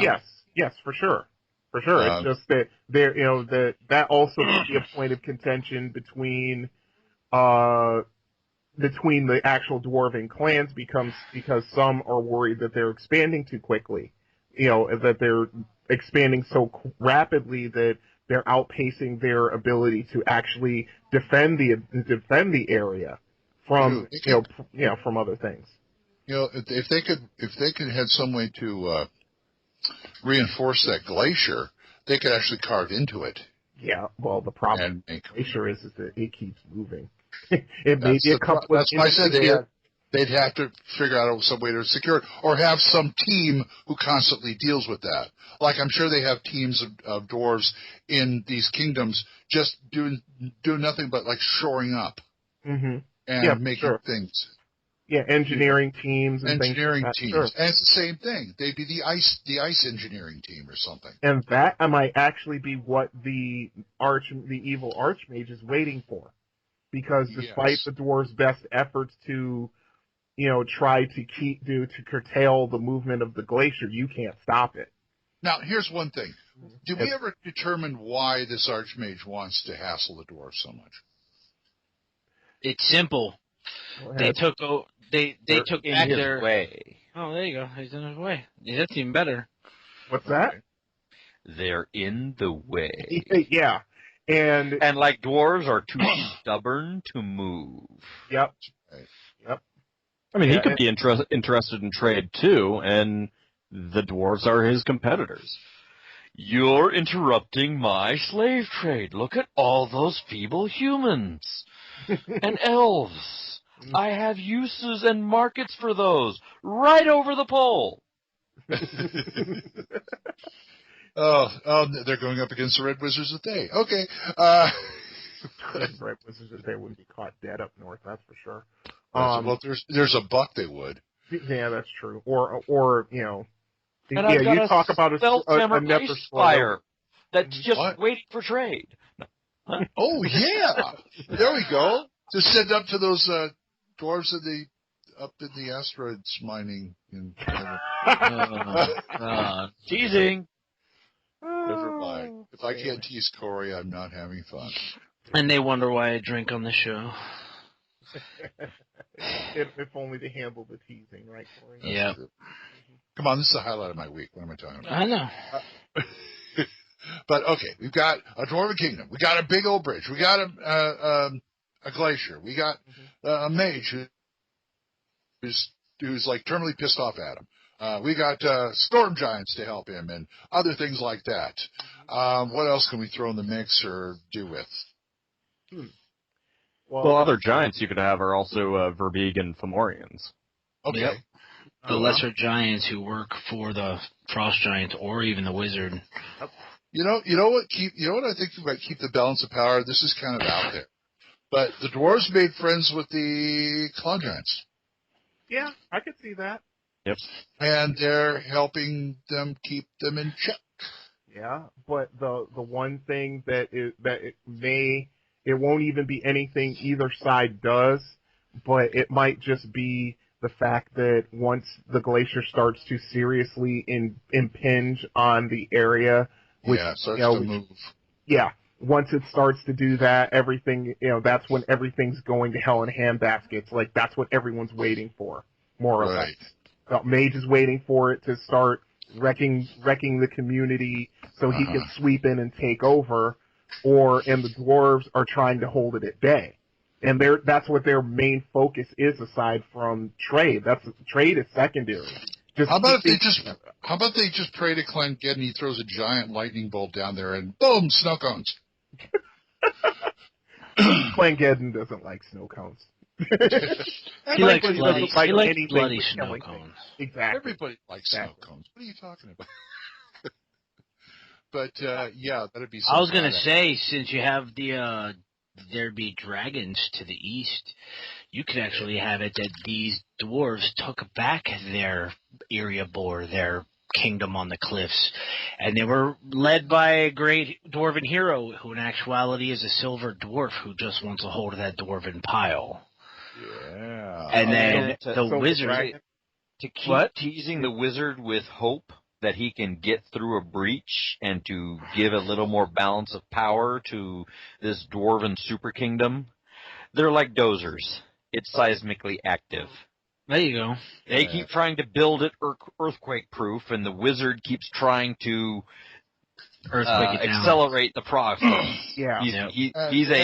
He's a seismic mage. Nice. Earth mage. Nice. Okay. Seismic earth mage. He's combining ice and earth magic. Okay. And then after about 10 years, the volcano from the last show blows up and just melts everything. Oh, God. So essentially he's an elementalist. Actually, there was a pretty good, one of the Dragon Magazine articles had Earth Stokers, which had elementalist or militant druid? Angry druid. Yeah, I can't remember which one it was, but there was a spell called Break the Streets that was essentially a cold volcano eruption. Wow. Type thing. It was a pretty awesome spell. Interesting. I gotta look that up. It was in the 220s or 230s, I think. Okay. I bet it's in Wizard Spell Compendium. I'm gonna look that up. Okay, let's go the other direction. Down. Okay, to the south. No, not south. Underground. Down. Oh, down? Okay. Underground. What are we going to find there? Any other, what do you got? I think there should be an ongoing war down below, which is kind of stifling the dwarves' excavation to keep building up their area. You could have a war underneath between Snurvnublin and Gorel. That's true. That's a nice fresh. Quaggas. Gotta have Quaggas. That's a nice fresh alternative from Underdark Yetis. Gotta have your Quaggas. Yep. That works. Okay. That works. I can see that. Mm-hmm. Yeah, so now you've got all of these disparate groups and peoples and beings all in this area, and they're all waiting on that one event. Which are the player characters. Yeah. And yeah, the dwarves are trying to put it off because once this glacier gets into their area, it may take years, it may take decades, but it's basically going to destroy, the bridge between the two communities, and it's probably going to ruin a lot of other things as well. It keeps moving faster, and our trained remorse can melt it. Exactly. I could go someplace with this, but I'm not going to get the Bakshi estate to sue me. What? Who? I'm a big Fire and Ice fan. I'm not going to go there, though. We have enough going on. Okay. What if the thing does melt? How far are you to the coast? Are you going to end up like a flood zone? Well, that's the problem they have. They're not trying to melt it. They're trying to, working with Dumathoin and Moradin and, using some other resources, they're trying to basically do the quote-unquote impossible to either halt the glacier's process. Of the upper layers and outer layers of the dwarf fortification, certain regions of certain layers, if you want to think of the dungeon levels of the dwarf construction of the ridge, not up and down at this point, but front and back, or core to outer, there should be a waterproofing layer as well as a fortification layer. Huh. Interesting. Okay. They're trying to build a fortress and a dam with enough ways and places to shoot, but not letting it be water flood permeable. Okay. They're waiting for the thing to melt so they have Lake Mead. Yeah. And then they turn into fisher dwarves. Oh God, can you imagine that? Yeah, fisher dwarves who can't swim. Yeah. Yeah. Okay. Just a thought. Anyway. Yeah, so we got a whole bunch of stuff that you guys can play with. Yep. A whole bunch of stuff. And folks, this is just off the cuff. This is off the top of our brains. It's not like we got together and we, brainstormed before the brainstorm, if you will. Yeah. Exactly. So if you tell me what you do with this, THACOshammer@gmail.com, or if you want this to be a show, go hassle Vince. Oh. Well, we can actually make it a show. Make it a show if we want. Show. Yeah, make it a real show instead of just a segment. Well, we're working on it, folks. Yeah. That's all I can say. Yeah, it's in the works, folks. It is. We'll let Anyway, I got to close this splat book. Okay. And you guys did yeoman-like jobs. Thank you. But that's what we do here at THACO's Hammer. We, as Corey said, way back when, we do work, bitch. We in fact do the said work, in fact, bitch. Anyway, it's time to get the heck out of here. Say goodnight, Brian. And just remember, you can't stop nature once it decides to move. That's right. In California today. That's true. Juan? Have a good time, Gamer Nation. Good to be gaming with you, Old Dragon. Hope to see you and hear you again on the net with us. Well, Corey, that always brought a tear to my eye. Corey? Always remember, folks, you can pick your beard, you can pick your axe, you can pick your nose, but you can't pick your friend's nose. That's right. Can with an axe. I don't know, that's a sign of true friendship. Yeah, well, if you can't pick it, let Wilson pick it. Anyway, Old Dragon, you want to say goodbye? Yes, goodbye, everyone.